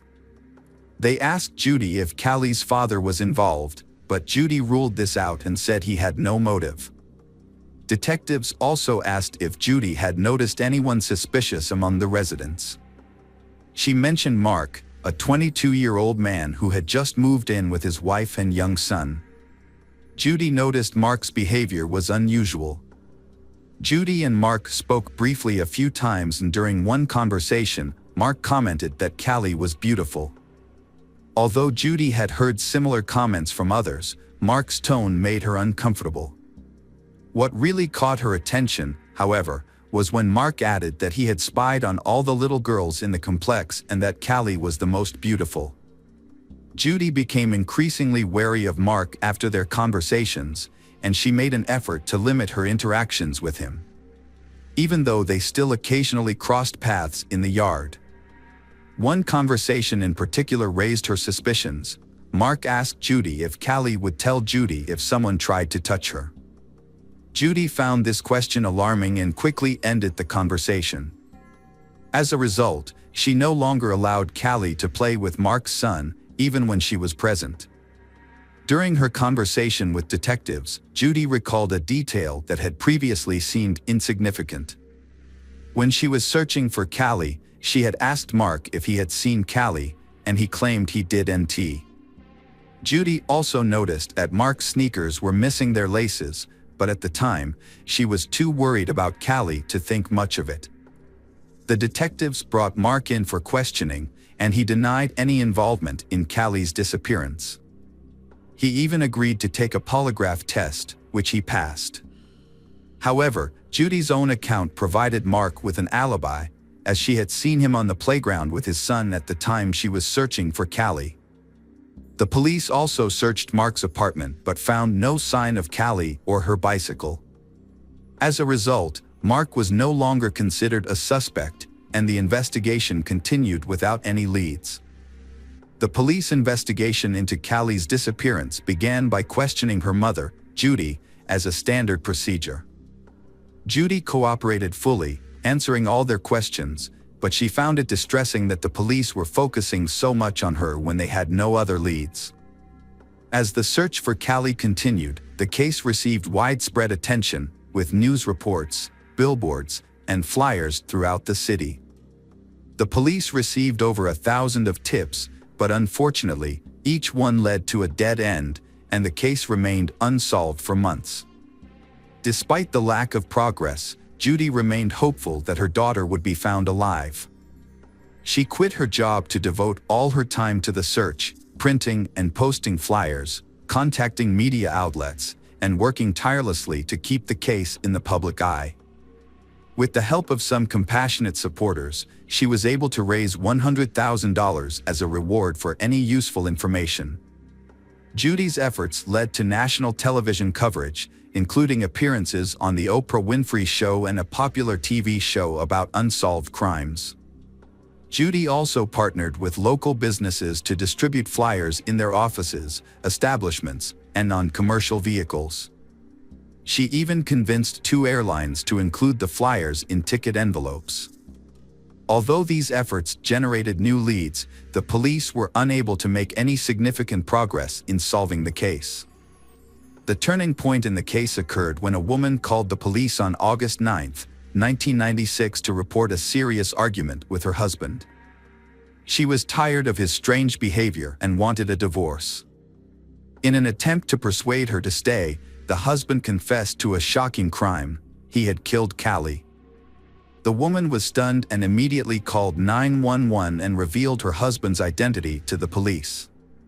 The husband's name is none other than Mark Christie, Judy's neighbor. However, the detectives faced a significant obstacle.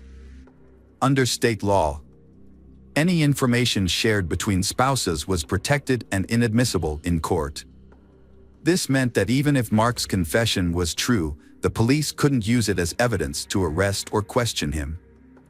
Furthermore, Mark had been in his yard with his child shortly after Callie's disappearance, and his apartment had been searched early in the investigation, making it unlikely that he had the opportunity to kidnap and kill her. The detective in charge of the case, Detective Crow, decided to talk to Mark after hearing his wife's story. Mark and his family had moved out of the complex just weeks after Callie went missing due to serious allegations. Mark had been accused by the 2 girls' parents of standing naked in front of his house, which made the detective suspicious. Although no investigation had been launched, the incident appeared to be suspicious. Crow traveled to Mark's new home, 50 miles from Rochester, but encountered resistance. Mark's mother opened the door and said her son would not talk to the police without an attorney present. Mark learned about his wife calling the police and contacted a lawyer. This meant that the police could not use Mark's confession to his wife as evidence, and his lawyer could prevent any questioning. Despite this, Crow persisted. While talking to Mark's mother, Mark appeared and Crow persuaded him to answer some questions about Callie's case. Crow suggested they discuss the matter over coffee at a nearby restaurant. Mark agreed to Crow's surprise, but only on the condition that Crow would then take him to see his lawyer. Crow and Mark stopped at a nearby Italian restaurant.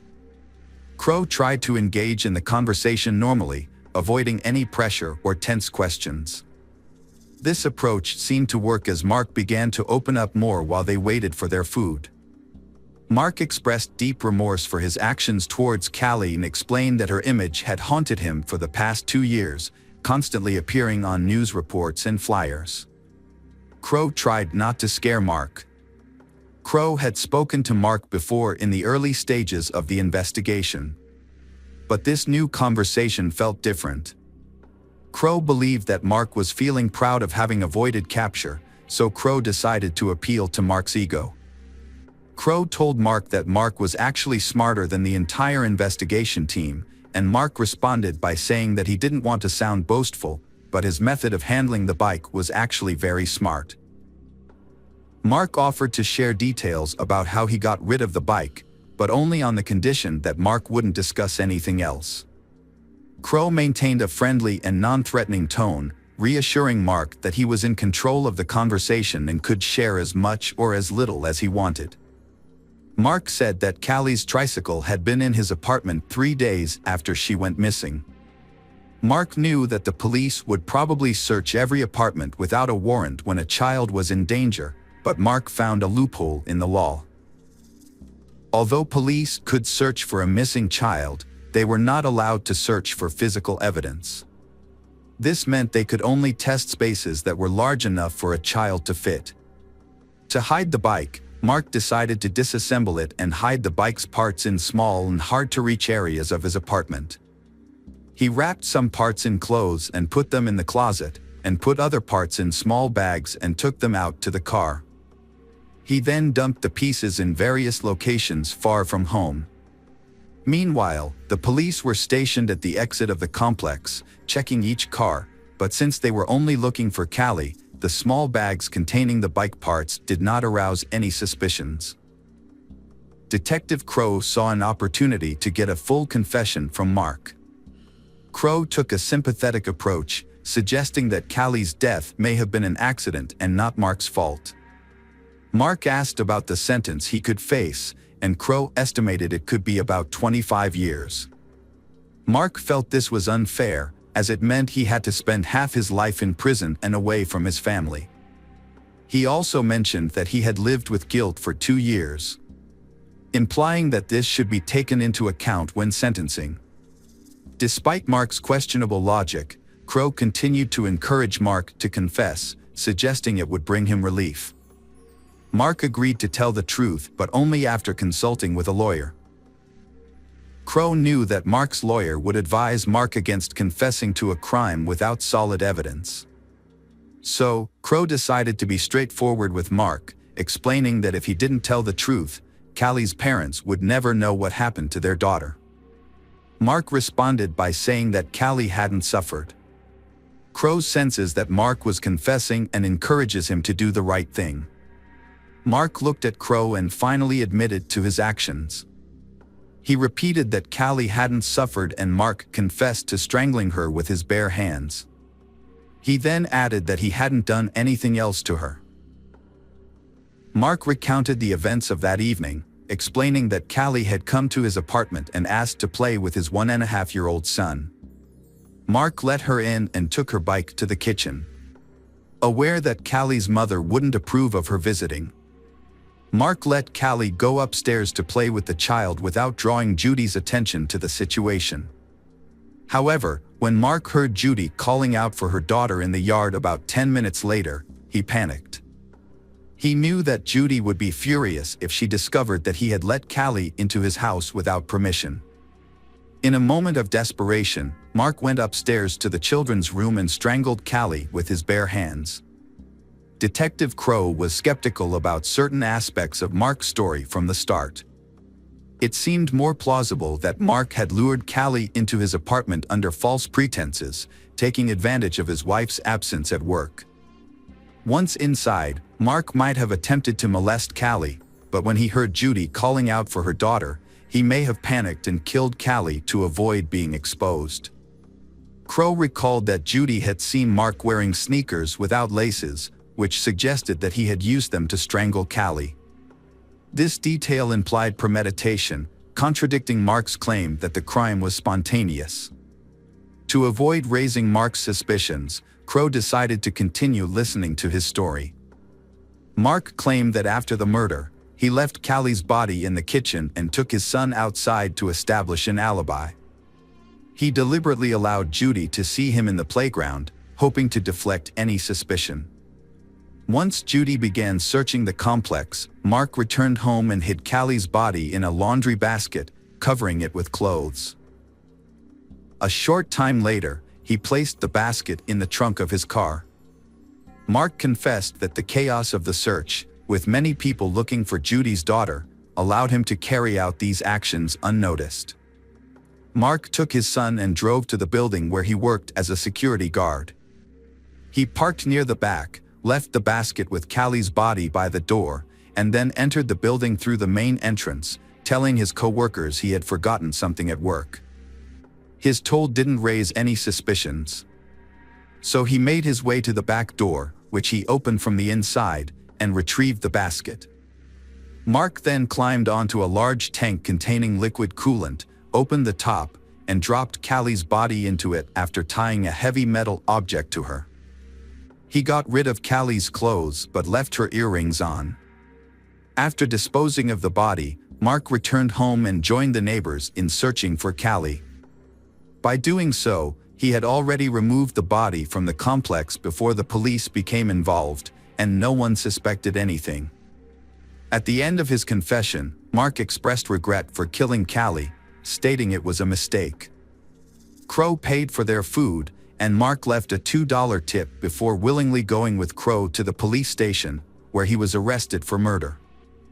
When Mark's lawyer found out about the confession, he attempted to retract it, but the attempt was unsuccessful. This was because Mark had provided the information willingly, and Detective Crow had followed proper procedures. As a result, the police went to Mark's workplace, opened the tank, and made a gruesome discovery. Even after 2 years, the victim's body was still inside. Due to the advanced state of decomposition, experts were unable to determine the cause of death or gather any further information. They confirmed the identity of the remains, which was none other than Callie. Mark admitted his guilt to the judge and received a minimum 25-year prison sentence, just as Detective Crow had predicted. Although Mark's lawyer managed to have the kidnapping charges dropped, he was still convicted of murder. However, Mark's case took a surprising turn in 2010. The police reopened a 1988 case involving the brutal murder of 74-year-old Viola Manville, who was killed while walking in a Rochester suburb. At the time, Mark was just 16 years old and was considered a suspect, but he passed a polygraph test, showing no signs of deception. As a result, another man, Frank Sterling, was arrested and eventually confessed to the crime after a lengthy overnight interrogation. Years later, Frank tried to appeal his sentence, claiming that the police had coerced his confession and that he was disoriented by the end of the interrogation. However, his appeals were unsuccessful until 2010, when the case was reopened and new evidence was sent to the lab. DNA analysis revealed the suspect's DNA matched not Frank's, but Mark Christie's.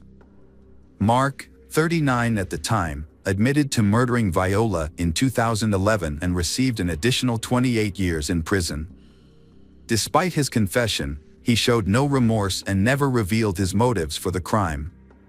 Meanwhile, Frank was finally released from prison after 19 years of wrongful imprisonment. He went on to sue the authorities and was awarded nearly $10 million in 2014. However, his life was cut short when he died of a heart attack in 2017 at the age of 54. Mark is currently serving his sentence in prison, but he may be eligible for parole in the near future. It's unclear whether he will be released, and his case serves as a reminder of the importance of thorough investigations.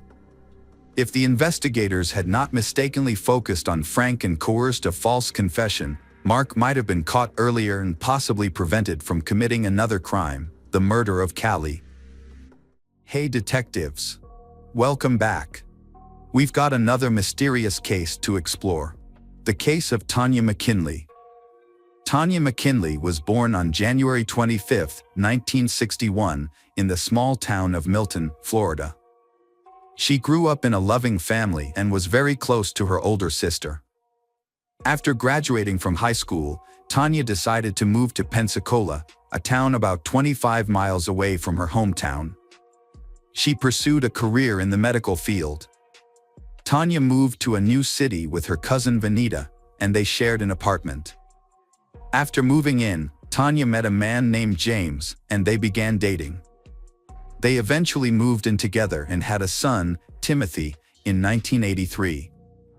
Although Tanya was happy to be a mother, her relationship with James was troubled. They argued frequently, and about a year after their son was born, they decided to go their separate ways. By the end of 1984, Tanya was temporarily living with Vanita, who was now married with 2 children. Tanya planned to find her own place as soon as possible. On New Year's Eve, Tanya, Vanita, and her husband decided to celebrate at a local bar. They left their children at a late-night daycare. Around midnight, Vanita and her husband were getting ready to leave, but Tanya wanted to stay a little longer. Since the daycare closed at 1 a.m., Vanita agreed to pick up Tanya's son, allowing Tanya to stay at the bar. Before leaving, Vanita asked Tanya how she planned to get home, since they had driven there together. Tanya replied that she would get a ride from their acquaintance at the bar. However, when Vanita woke up on January 1st, she found that Tanya had not yet returned home. At first, Vanita thought Tanya might have slept over with a friend, so she was not too worried. Then, Vanita's mother-in-law arrived with heartbreaking news. Tanya had been found dead around 3 a.m. A Pensacola resident was on her way to the vet with her daughter. While driving, her daughter pointed out a person on the side of the road. Pensacola thought it might be a mannequin, but when she got out to check, she discovered it was a human body. Pensacola immediately returned home and called the police. Upon arriving at the scene, officers found the body of a woman lying in an empty lot beside the road. She had no shoes, her tights were down, and her dress was pulled up. Near the body, a blue towel with what appeared to be bloodstains was found. The police identified the victim as 23-year-old Tanya McKinley. Further investigation led them to discover her shoes and purse nearby, containing identification with her name on it. The body was turned over to medical experts for further examination. Meanwhile, police continued to process the crime scene. They soon discovered that Tanya likely did not die where she was found. There was no significant blood near the body, except for a stain on a towel, and signs on the ground suggested that the body had been dragged to the side of the road. On the towel and Tanya's body, investigators found several clues, including dog hair and a human hair. They suspected that the hair belonged to the killer, and that the killer may have owned a dog. Medical experts determined that the Tanya had suffered a head injury from a heavy object, but her cause of death was actually strangulation. They also confirmed that the Tanya had been sexually assaulted. A semen sample was collected from her body, but at the time, DNA analysis was not yet widely used in forensic science. However, the experts were able to establish that the suspect had type B blood. Police began to develop a list of potential suspects. Police turned their attention to Tanya's ex-husband, James. After talking to Tanya's family and friends, police discovered that James and Tanya had argued frequently before and after the birth of their son. When Tanya decided to end the relationship, James was unhappy and tried to convince her to stay. Police believe that James followed Tanya to the bar on New Year's Eve, leading to a confrontation that ended in murder. They brought James in for questioning, but he denied any involvement in the crime. He also agreed to provide hair samples for comparison. Although experts were unable to extract DNA from the samples, they were able to compare the hairs under a microscope. The results showed that James' hair was significantly different from the hair found on Tanya's body and the towel. As a result, the police temporarily ruled him out as a suspect. Police focused on everyone who was at the bar on New Year's Eve.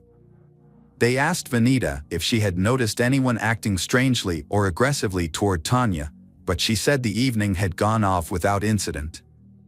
Police also discovered that after Tanya split from her ex-husband, she had started dating a man named Kurt, who was a bartender at the bar where she spent New Year's Eve.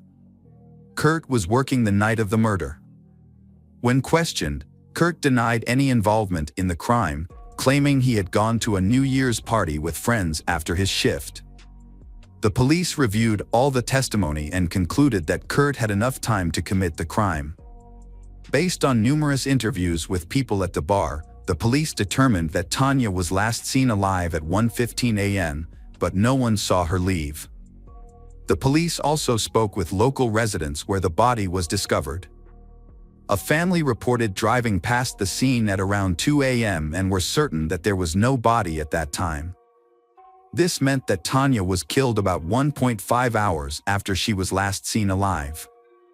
During this time, Kurt was unable to provide an alibi. He volunteered to take a lie detector test, but the results were inconclusive, and further investigation revealed that Kurt's blood type did not match the killer's blood type, as determined by a semen sample. As a result, Kurt was cleared of the crime. Unable to analyze DNA from the killer's semen, and with no witnesses or concrete evidence, police could only assume that the perpetrator likely lived in the area where the body was discovered. The case had been closed for years due to lack of concrete evidence. Timothy, who was only 18 months old when his mother died, was raised by his father and Tanya's family. Together, they kept the truth about his mother's death a secret. When Timothy was 14 years old, he was informed that his mother had died in a car accident. As Christmas approached that year, out of curiosity, he searched his father's closet for his present, and Timothy stumbled upon a shocking letter addressed to television host Montel Williams, written by his father himself. In a letter, Timothy's father wrote asking for help in solving the murder of Timothy's mother, Tanya. The letter included a detailed account of the crime, which was the first time Timothy learned of his mother's tragic fate. Years later, in the early 2000s, police reopened Tanya's case, hoping that advances in DNA technology might help identify the killer. Police sent all available evidence to a lab for analysis. Experts discovered that the blood on a blue towel near Tanya's body came from a man, not Tanya. They created a DNA profile of the unidentified man and uploaded it to the FBI database. But there were no matches. The case was put on hold until 2015, when it was reopened, 30 years after the murder. Through investigation, the police discovered from the FBI's archive database that a person had some similarities with the DNA found at Tanya's crime scene. However, the match was not strong. To investigate further, the police learned about the person's family background and even contacted his relatives for assistance. These relatives cooperated and provided DNA samples for comparison. Unfortunately, the DNA analysis showed that his family was not involved in Tanya's death, leaving the police with no new leads. In 2018, a journalist named Tony Adam became interested in Tanya's case. Tony contacted the police offering help, and the police became suspicious of his involvement. Tony joined the investigation despite having no background in criminal investigations. The police, who had made little progress in the case, hoped that Tony's involvement wouldn't hinder the investigation. In 2019, a year after Tony got involved, police decided to identify the killer's relatives. This time, they enlisted the help of Parabon, a genetic genealogy company, and expanded the search to include primarily the DNA of known criminals. Parabon expanded its search to public genetic databases, which were much larger in scope. Unlike DNA evidence collected from a crime scene, these databases contain DNA samples that people have voluntarily uploaded to find relatives. To find the killer, experts used a process of elimination, carefully analyzing the family trees of potential relatives to identify someone who matched their suspect's criteria. They were looking for a man who was at least old enough to have committed the crime in 1985 and had a connection to the area where the crime was committed. In 2020, police identified a suspect in Tanya's murder. Daniel Wells, 57, had been arrested in the late 1980s for assault and indecent exposure. At the time, he was living in Pensacola, working as a carpenter and living with his wife and children. But to confirm whether Daniel was actually the killer, detectives needed to compare his DNA to the profile they collected from the crime scene. To prevent Daniel from fleeing, the police approached cautiously. They kept watch, waiting for an opportunity to collect a DNA sample from him without arousing Daniel's suspicion. Daniel threw a cigarette butt out of the car window near his workplace. The police collected the cigarette butt and immediately sent it to the lab for analysis. Experts extracted DNA from the saliva on the filter and compared it to the DNA of the killer in the Tanya case. The results were a match. The police eventually identified Daniel as the culprit and arrested him the same day. Despite the DNA test results, the police still tried to get Daniel to confess. They arranged for a patrol officer to stop Daniel's car under the pretext of doing a routine ID check. Detectives then approached Daniel, informing him that he needed to accompany them to the station without providing any further explanation. By withholding information, they intentionally kept Daniel in suspense, allowing them to proceed with the investigation cautiously. The police approached Daniel, informing him that he needed to come with them to the police station without further explanation. During the investigation, the detectives slowly steered the conversation toward Tanya's murder, asking Daniel about his whereabouts on the night of the murder. At first, he claimed to have never seen Tanya. However, when the detectives revealed that his DNA was found at the crime scene, his story began to unfold. As the questioning continued, Daniel's denials became increasingly unconvincing, and he grew more and more agitated. Detectives made it clear that the DNA evidence was irrefutable and that he would face consequences for his actions. As the interrogation continued, Daniel denied his guilt and became increasingly agitated. The police said the DNA evidence was incontrovertible and he would face the consequences for his actions. Faced with the evidence, Daniel finally broke down and began to speak. He and Tanya went to his house, where they had sex after drinking. However, an argument broke out, the argument escalated, and in a fit of rage, Daniel picked up a heavy wooden cutting board and hit Tanya over the head. When he realized she was dead, Daniel panicked and dumped her body in a location where it was later discovered. On his way back, Daniel discarded the Tanya's belongings and returned home. When questioned about the dog hairs found on the Tanya's clothes and towel, he attributed them to his roommate's black Labrador. Contrary to Daniel's claim that Tanya died from a head injury, the medical evidence clearly showed that the cause of death was strangulation. In a possible chain of events, Daniel struck Tanya in the head, but when he realized she was still alive, he resorted to strangling her. The police gathered enough evidence to arrest him for murder. Police then contacted Tanya's family, including her son Timothy, to inform them of the developments in the case. Timothy was deeply moved, thanking the police for finally identifying his mother's killer. 2 weeks after his arrest, Daniel's body was found in his cell. An investigation confirmed that he had committed suicide. Investigators: It's time to uncover the truth behind another case, the case of Doreen Herbert.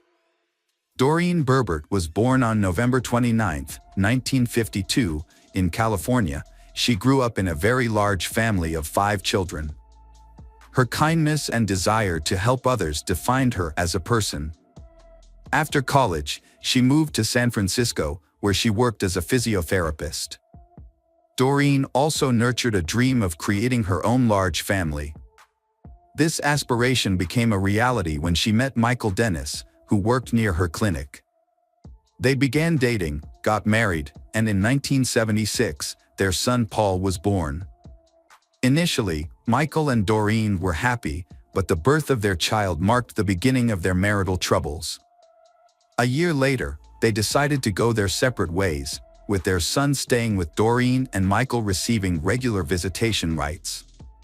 Doreen and her family were still able to maintain a fairly stable life despite the many hardships they faced. She met Charles, and they started dating, eventually getting married and settling in a quiet neighborhood in San Jose. They was thrilled when their daughter Diana was born in 1979. Charles was eager to be a father and was delighted to welcome Diana, raising her alongside Doreen's son from a previous relationship. Tragedy struck in February 1980 when disaster befell their young family. 4-year-old Paul slipped through the fence surrounding their backyard pool and fell into the water. Doreen, who was at home at the time, discovered what had happened too late. She immediately pulled Paul from the water and called for emergency services. Paul was rushed to the hospital and connected to life support, but after 10 agonizing days, the medical team concluded that he had no chance of recovery. The heartbreaking decision was made to disconnect Paul from life support. Doreen was heartbroken and consumed by guilt, despite the police investigation clearing her of any blame. However, with the help of her young daughter, she slowly began to heal. For years after the traumatic event, the family finally received some good news. After 2 previous miscarriages, Doreen became pregnant again, and this time, everything seemed to be going smoothly. They was expecting a baby boy, due to arrive in early November. Just days before Doreen's scheduled hospital visit, the family decided to participate in Halloween festivities. On the evening of October 31st, the neighborhood was filled with decorated homes, children trick-or-treating, and parents handing out candy.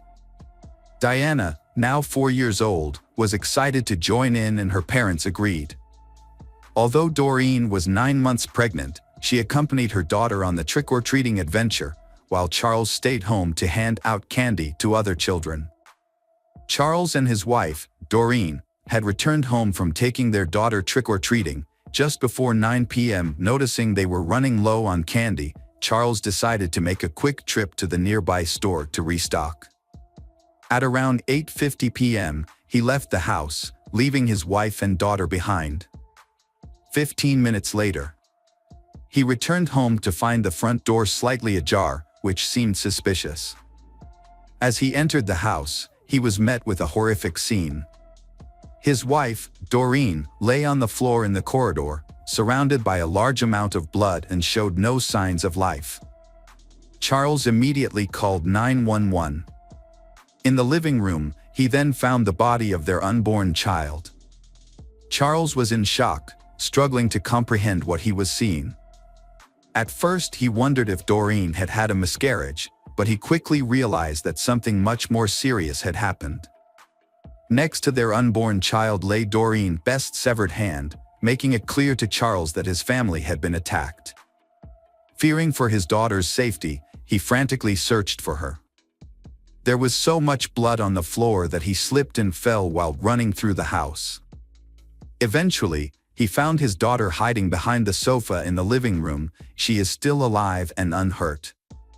When paramedics arrived, they found Doreen's weak pulse and rushed her to the hospital. Tragically, Doreen did not survive and was pronounced dead in the ambulance. Her unborn child also did not survive. The attacker had inflicted severe injuries on the baby after removing it from Doreen's womb. A post-mortem examination revealed that Doreen had been stabbed multiple times with a long, sharp object, possibly a sword or machete. The crime scene was particularly disturbing, with blood covering the floors, walls, and ceiling. Police officers at the scene were deeply affected by what they witnessed. Despite a thorough search of the house, no signs of the perpetrator or any evidence were found. However, investigators did discover bloody footprints leading from the house to the middle of the road, suggesting that the killer may have escaped in a vehicle. Soon, investigators found another crucial piece of evidence on the lawn in front of the house, a wolf mask covered in blood. They believed it might belong to the killer, as Charles reported they didn't own such a mask. The evidence was sent to the laboratory for analysis, and police attempted to question Diana, who was the only witness in this incident. Although shaken and in complete shock, Diana provided valuable details about what happened. She explained that shortly after her father left for the store, someone knocked on their door. When Doreen answered, she saw a man wearing a wolf mask and holding a long blade. He threatened to kill her, and Doreen immediately screamed at Diana to run out of the house. Diana hid behind the sofa but couldn't recall what happened next until her father found her. Initially, the police found it suspicious that the victim's husband, Charles, had left for the store just minutes before the killer arrived. This coincidence led investigators to consider him as a potential suspect. When Charles returned home, he unknowingly stepped on blood multiple times, even falling and getting covered in it. Despite this, Diana was unable to help identify the attacker due to the wolf mask. Police initially considered the possibility that Charles might have intentionally gotten blood on his clothes to create an alibi. However, detectives quickly discovered several inconsistencies in this theory. Firstly, Charles's shoes did not match the bloody footprints found on the street. Secondly, the killer likely escaped in a car parked in front of the house, but no blood was found in Charles's vehicle, nor was a different pair of shoes discovered. To investigate further, police went to the store that Charles had visited that evening and spoke to the staff there. They confirmed that Charles had indeed purchased candy from him.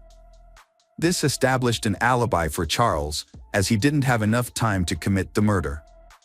Surveillance footage from the store supported Charles's account, leading detectives to temporarily rule him out as the prime suspect. They then asked Charles if he knew of anyone who might want to harm his family. Charles immediately pointed out Michael, Doreen's ex-husband. According to Charles, Michael's behavior changed dramatically after the death of their son, who had drowned in the pool. Michael blamed Doreen for the boy's death, believing she had deliberately killed Paul to cut ties with him. Michael filed a lawsuit against his ex-wife Doreen, holding her responsible for the death of Paul, but lost the case. Their marriage had been troubled even before their divorce. After the birth of their son, Michael's behavior became increasingly erratic, often withdrawing into depression and distancing himself from his family. Doreen suspected that Michael's childhood traumas were to blame. As a child, Michael had hearing problems and wore a bulky hearing aid, which earned him constant teasing from his peers. This led to him growing up as an introvert with few friends and a fear of interacting with women. Although his relationship with Doreen seemed to have helped him overcome these issues, they eventually resurfaced and contributed to their decision to divorce. When Doreen married Charles, Michael began to resent her, particularly for the fact that another man was raising his son. These feelings became even worse after Paul's death, made Michael hate his ex-wife even more. Michael has also been unemployed for a long time, which had a significant impact on him.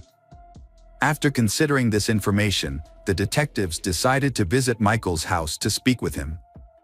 Although Charles's statement alone was not enough to make Michael the main suspect, the fact that Michael lived only 2 miles from Doreen's house prompted the detectives to pay him a visit immediately. The officers arrived at Michael's home around midnight and noticed a pickup truck parked near the garage. When police shined their flashlights on Michael's car, they saw blood on the steering wheel and keys. They knocked on the door, but no one answered. Lights were still on inside the house and they could hear running water, leading them to suspect that Michael might be destroying evidence or washing bloody clothes. They continued knocking until Michael opened the door. Michael remained calm, even after being informed Doreen's murder. Michael answered the officers' questions calmly and allowed them to enter his house without a warrant. He claimed that he had gone to the store earlier that day, returned home, and hadn't left since. He even agreed to sign a form allowing the police to search his home. However, as he reached for the pen to sign, officers noticed a deep cut on his right hand. Michael explained that he had accidentally cut himself while carving a pumpkin for Halloween, but the police were skeptical of his story. The wound was fresh, with blood still seeping out.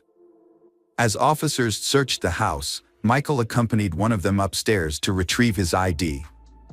However, when Michael reached for the bed headboard, the officer intervened, sensing suspicious behavior. Why would Michael store his documents behind the bed?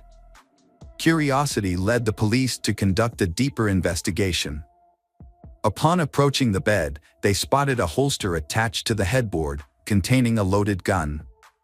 The officer confiscated the weapon and escorted Michael downstairs to the other officers. Meanwhile, the officers discovered a trail of blood droplets leading from the house to the garage. And they found a washing machine and a pile of clothes with bloodstains. This evidence is enough to arrest Michael. A thorough search of the house by detectives and forensic experts followed, seeking evidence that might link Michael to the murder. Although the blood analysis would take a few days, the police made some disturbing discoveries. They found an empty box for an 18-inch machete. Medical experts confirmed that the wounds from this knife matched the actual wounds found on Doreen's body. During the investigation, police found 2 makeshift coffins in Michael's house, leading them to believe that he was planning to harm his ex-wife, Doreen, and her husband. The presence of medical body bags at his home was also suspicious. As detectives pieced together the evidence, they went to a judge to request a warrant for Michael's arrest. However, due to a lack of concrete evidence, they were initially only able to hold him for a limited time. When the judge refused to issue an arrest warrant, citing insufficient circumstantial evidence to convict Michael, he was released from prison. But detectives eventually got vital information from the autopsy results. Experts discovered that the crime scene had blood from 2 individuals. One blood type was identified as Doreen's, and the other was Michael's. This evidence suggested that Michael had likely injured himself while attacking Doreen. With this new evidence, the judge quickly issued a warrant for Michael's arrest, charged him with the murder of Doreen and her unborn child. In addition, detectives discovered that Michael owned a wolf mask identical to the one found near Doreen's house the previous Halloween. Further inquiry revealed that Michael had worn the mask to a party, and a photograph of him wearing it was even obtained by police. To validate this, detectives searched Michael's home and found the same clothing he wore in the photo. To search for new clues to the case, the police interviewed Doreen's neighbors about the incidents that happened that night. Several children who were trick-or-treating reported seeing a man wearing a wolf mask standing across from Doreen's house, eyeing it intensely. This sighting occurred around 7 p.m., a full 2 hours before the murder. Michael's trial commenced in July 1988, 4 years after the crime. He initially pleaded guilty but later changed his plea to not guilty by reason of insanity. A psychologist evaluated Michael and diagnosed him with severe mental health issues. Michael claimed that the horror of Halloween was too much to bear, as the sight of children trick-or-treating reminded him of his own loss and triggered a mental breakdown. He alleged that this breakdown led him to visit Doreen's house armed with a machete on the evening of the murder. When Doreen opened the door, Michael revealed his true identity as the man behind the mask and made a shocking statement: she killed their son. Recognizing the man as Michael, Doreen quickly screamed for her daughter to run and Michael immediately attacked her. Michael claimed he was unaware that Doreen was pregnant at the time of the attack, but this assertion was met with skepticism. Doreen was visibly pregnant, standing at 4 feet 1 inches tall, and her friends found it hard to believe that Michael wouldn't have noticed, especially given her prominent belly. In fact, her friends joked that her pregnancy had made her almost as wide as she was tall. The prosecution argued that Michael was fully aware of his actions and had planned the crime in advance, a claim supported by evidence from the investigation. Detectives discovered that Michael had previously shared his desire to kill his ex-wife and her husband with friends, and had even discussed disposing of their bodies in the bay. The presence of 2 coffins and body bags in his home suggested that he was serious about carrying out this plan, and the prosecution argued that he had adjusted his intentions for some reason to target Doreen instead. Michael may have panicked or feared being caught, prompting him to leave the house quickly. During the trial, Doreen's 9-year-old daughter, Diana, testified about what she witnessed. Charles had wanted to spare his daughter the traumatic experience, but she was the only witness to the crime. The trial lasted a year, ultimately resulting in Michael's conviction for the murders of Doreen and her unborn child. Michael was sentenced to death, but a moratorium on the death penalty in California delayed his execution. As a result, Michael remains in prison, and his sentence will be carried out. Years later, Diana revealed that the murder had such a profound effect on her, and she could never forget the horror she witnessed. Ultimately, Diana decides to forgive Michael and try to move past the past to focus on the future. Hello again, true crime fans. We've got another mysterious case to explore. The case of Samantha Josephson. Samantha Josephson was born to Seymour and Marcy Josephson in Princeton, New Jersey, and grew up in Robbinsville, New Jersey. She majored in political science at the University of South Carolina. She plans to attend Drexel University School of Law with the goal of specializing in international law. Samantha received a full scholarship to Drexel University and a partial scholarship to Rutgers University, and hopes to pursue a career in international law. Samantha was a member of the Alpha Gamma Delta sorority and had the opportunity to study abroad in Barcelona. While in South Carolina, she also visited Madrid and Paris. Samantha had a boyfriend named Greg.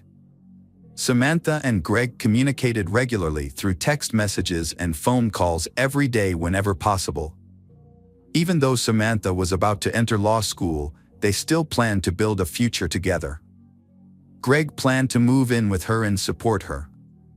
However, everything changed on Friday, March 29, 2019, when Samantha did not return to her apartment.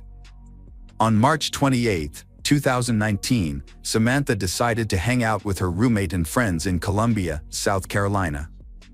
Although her boyfriend, Greg, was unable to come along, the group visited several bars before ending up at the Bird Dog Bar in 5 Points, a popular place for students to socialize. Samantha was hanging out with friends, but she kept texting her boyfriend, Greg. She wanted him to drive to Columbia to be with her. However, they had plans to meet up the following weekend, so Greg decided not to go to Columbia with her. He kept in regular contact with Samantha. Around 2 a.m., Samantha left and returned to her apartment alone. She called an Uber to get home. Samantha was waiting for an Uber. While waiting, she talked to Greg on the phone at around 2:04 a.m. and told him she was on her way home. She had used Uber many times before to get to and from bars. Shortly after requesting a ride, a car pulled up at the curb where Samantha walked up to the car, realized it wasn't hers, and then turned around to return to her spot on the sidewalk. She was wearing an orange shirt and black pants. After some time, a black Chevrolet Impala pulled up in front of Samantha. She said goodbye to Greg, assuming the Impala was her ride. She opened the door, exchanged a quick word with the driver, and got into the back seat. The car sped off immediately. Meanwhile, the actual Uber she had ordered arrived at the pickup location, but the driver couldn't find Samantha and eventually canceled the request and left. The black Chevrolet Impala circled the area several times before targeting Samantha. This behavior suggests that the driver was aware of the college students who congregated on 5 Point streets after the bars closed, waiting for the car to leave. Meanwhile, Samantha's boyfriend, Greg, had been tracking her movements using the Find My Friends app to make sure she got home safely. He noticed that she was moving in the opposite direction of her apartment, which initially did not raise any concerns because he thought she might be visiting a friend. However, when he texted her to check in, He received no response. Greg tried calling Samantha, but she didn't answer. He sent her multiple texts, but they showed up as delivered, not read. This meant Samantha wasn't reading his messages. Her phone's location stopped sharing, which surprised Greg because it had never happened before. He thought maybe she had left her phone in the Uber. Concerned, Greg contacted her friends and roommate to see if they had heard from her or if she had made it home safely. However, no one had any news about her whereabouts. Greg decided to rest, hoping Samantha would show up tomorrow morning. The next morning, Samantha was missing. Her roommates filed a missing person report. Her boyfriend, Greg, drove 2 hours to Colombia to help search for her. Shortly after the report was filed, a group of turkey hunters found the body of a young woman in a wooded area in New Zion, about 65 miles from 5 Points. The hunters immediately called 911 after the discovery, and the local sheriff's office quickly dispatched deputies to the scene. The body was later confirmed to be Samantha Josephson. An autopsy revealed that Samantha's body had more than 120 separate stab wounds affecting multiple areas, including her face, head, neck, arms, torso, legs, and feet. In an attempt to defend herself, her fingernails were severely damaged as she tried to evade a sharp object. Evidence suggested a double-edged knife had been used, and she had then been dragged into the woods. An autopsy revealed that her body contained only 20 milliliters of blood. Samantha had suffered severe blood loss. Police quickly obtained surveillance footage from the bar the night of the incident, which showed Samantha getting into a black Chevrolet Impala. The footage showed the car circling the block several times.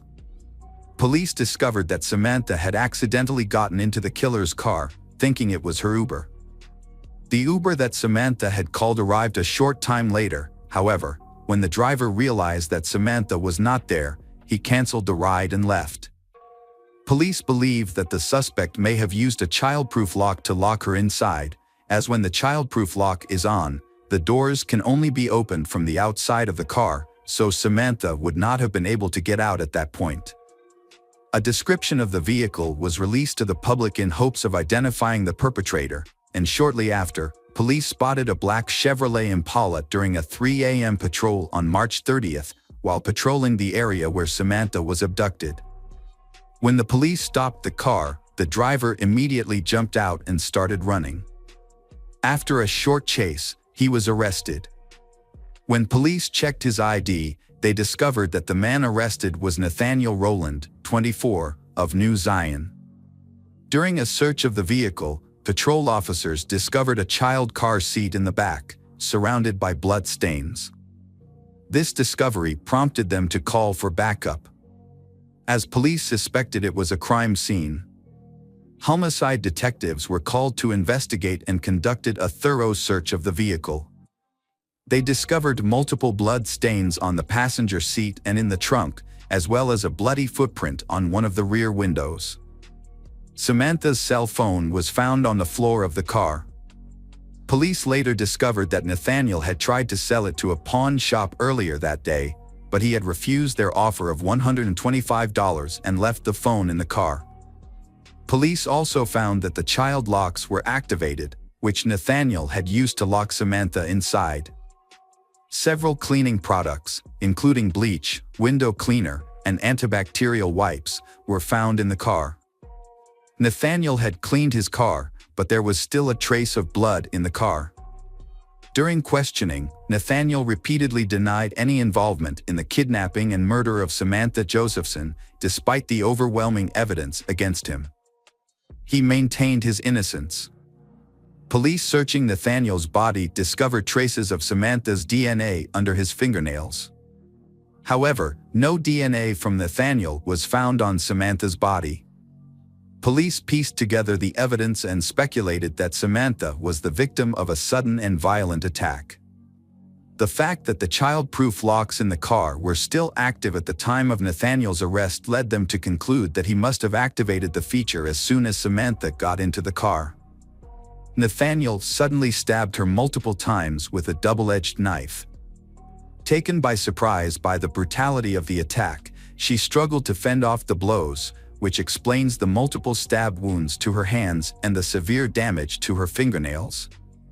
Samantha was attacked by Nathaniel, who scratched Nathaniel's hand, leaving skin cells under her fingernails as evidence.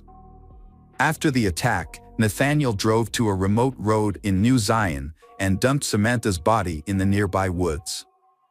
Upon returning home, Nathaniel posted on social media, acting as if nothing unusual had happened.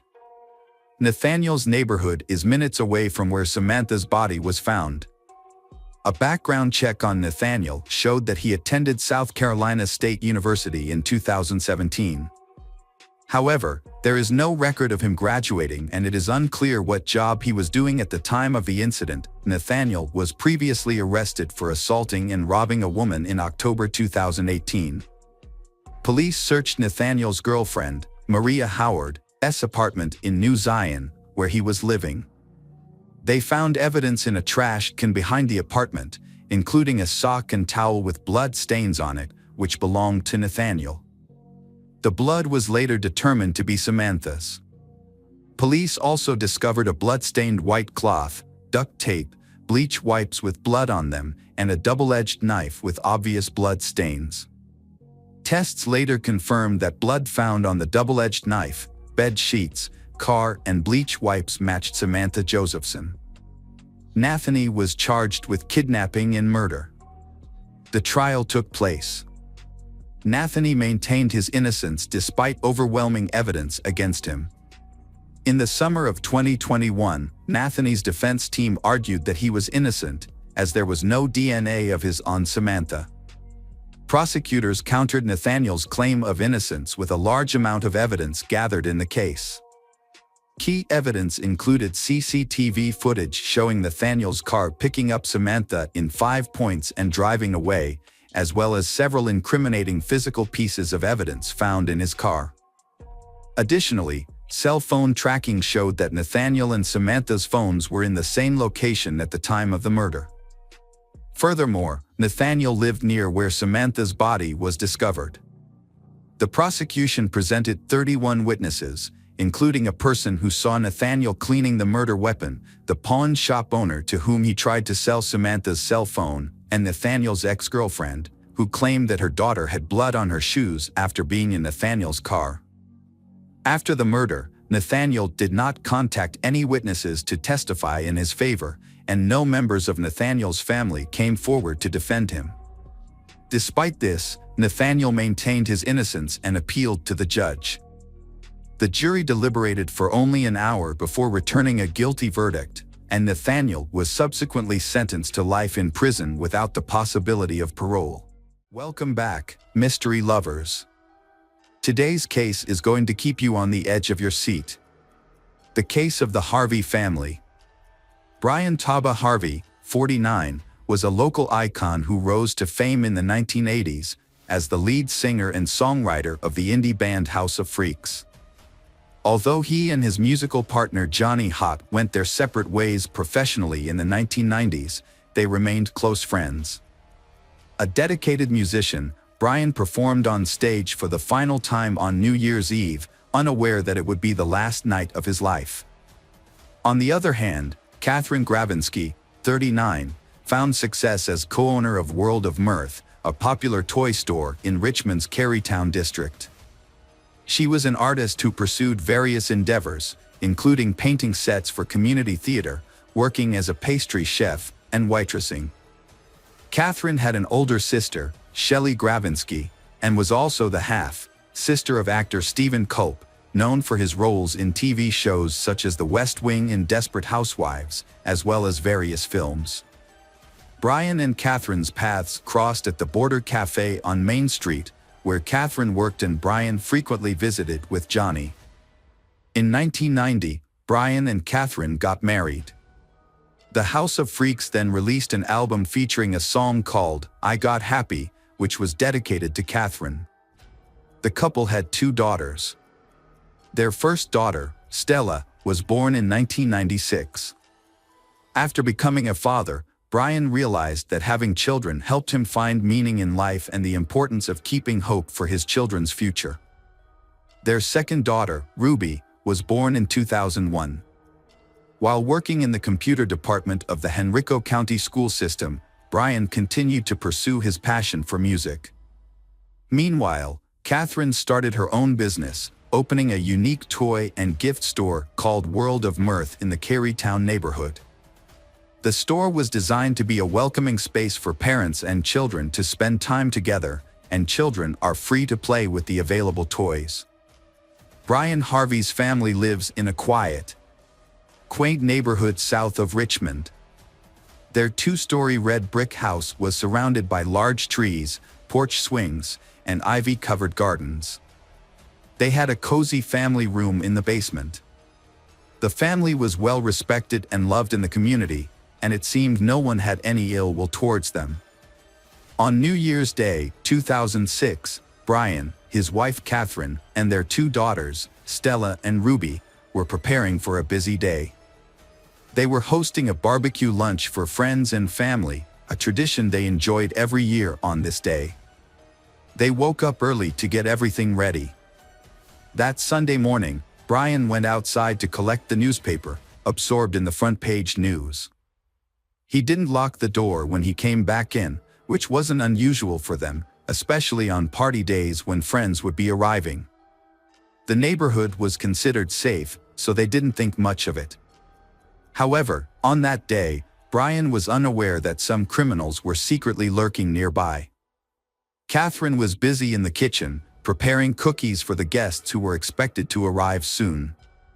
Suddenly, she heard voices coming from the living room and thought that some guests had arrived early. But when she went to check, she was shocked to see two strangers instead of familiar faces.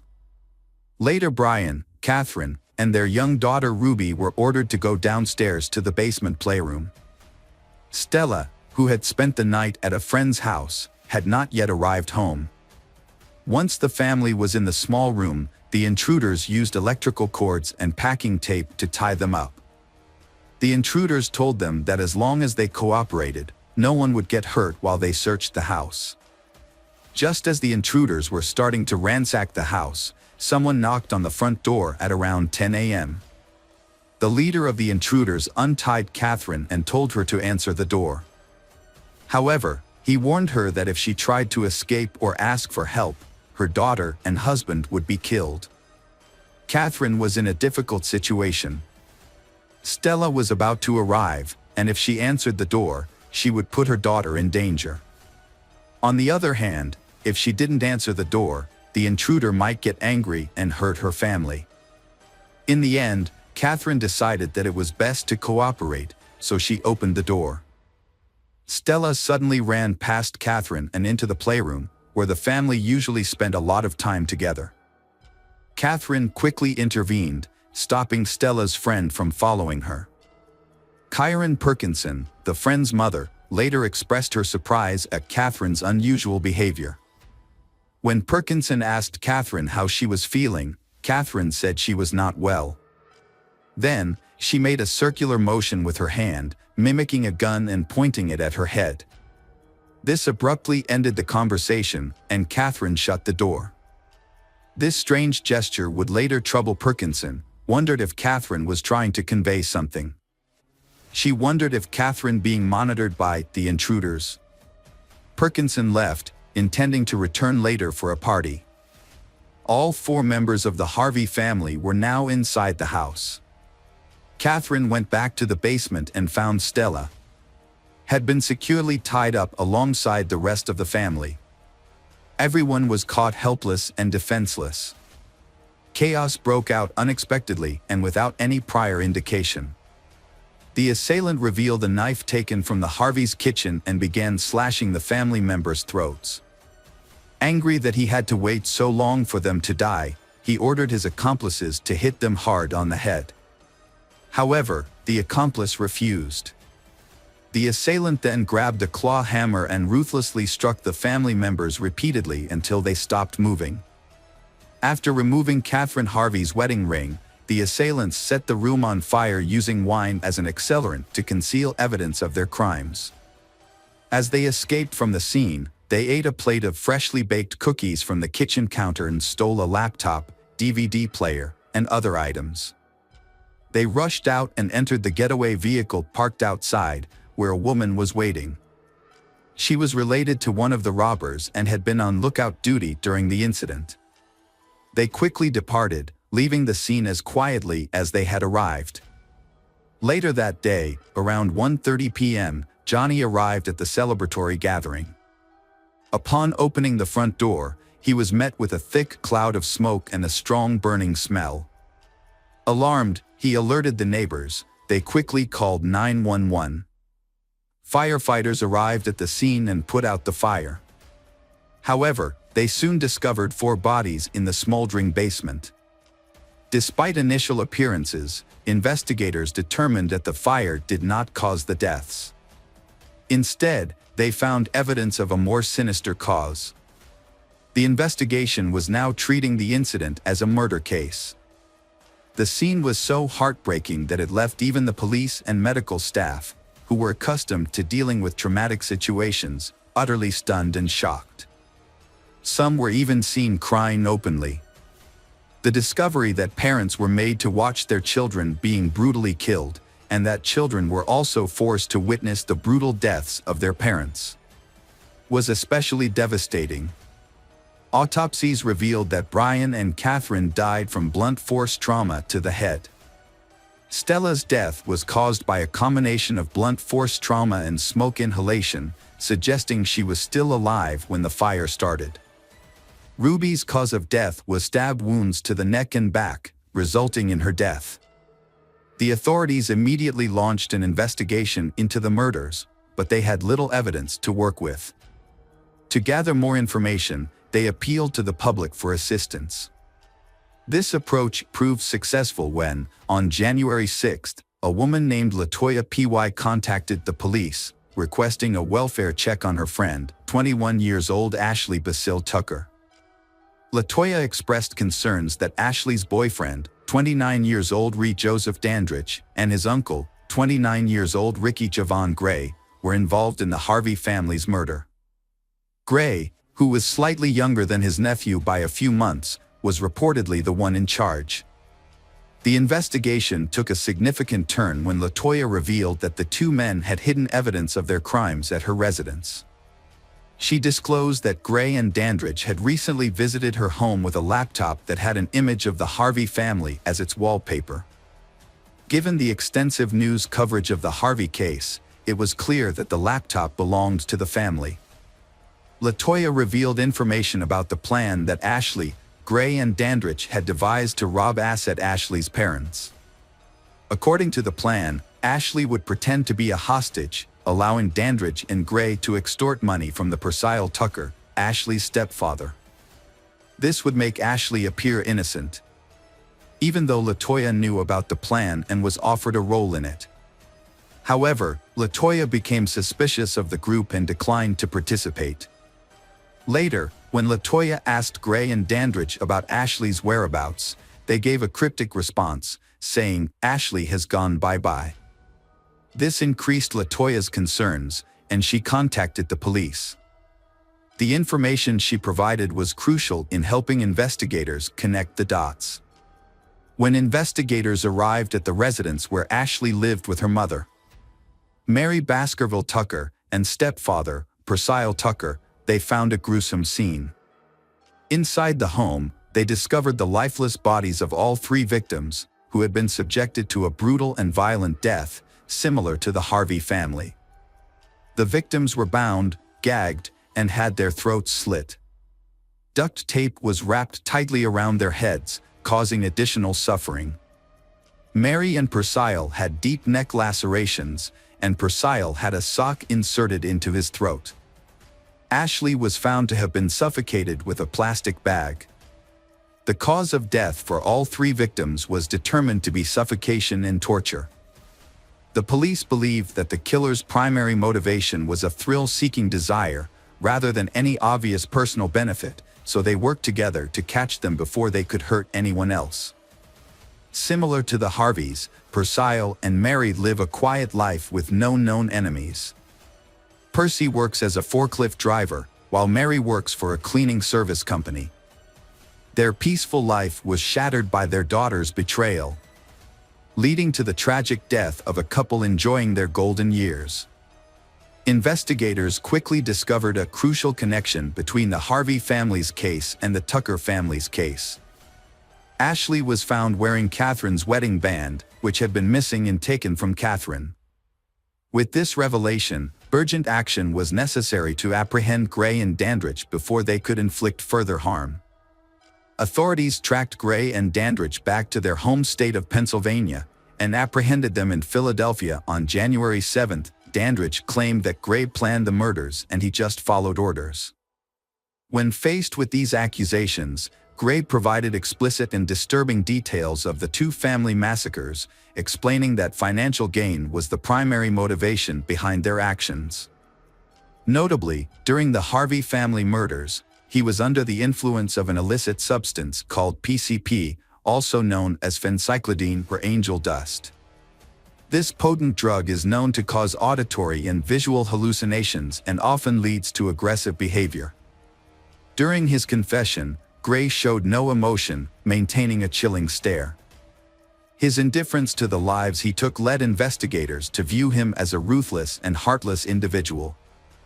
Additionally, it was discovered that Gray was responsible for the murder of his wife, Trevor Terrell Gray, whose body was found in a shallow grave in Washington, Pennsylvania. The couple, married for 6 months, lived together in a house owned by Trevor's family. They shared the home with Gray's nephew, Dandridge. Trevor's parents reported that the couple frequently had intense arguments. On the day Trevor's body was discovered, Gray had claw marks on his forearm. Initially, neither Gray nor Dandridge were considered suspects by the Washington police. Trevor's mother, Manna Squires, claimed that the police thought Trevor's death was due to a drug overdose, which led to a slow investigation. Trevor's death initially raised suspicions, but a thorough investigation did not occur until Gray confessed to the crime in 2006. On December 31, 2005, a violent assault occurred outside a home in Arlington. Two men, later identified as Gray and Dandridge, attacked 26-year-old Ryan Key in front of his parents' house. The assault left Ryan with severe injuries, including stab wounds to the chest, neck, and arms. He spent 2 weeks in a coma due to the near-fatal attack. Additionally, he permanently lost the use of his right arm. Gray and Dandridge faced multiple charges related of the Tucker's family killings. Gray was charged with 5 counts of capital murder, while Dandridge faced 3 counts of murder.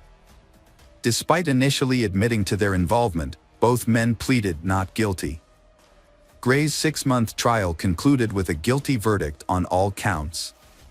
He received a life sentence for the murders of Brian and Catherine Harvey. The court also sentenced him to death for the brutal murders of Stella and Ruby.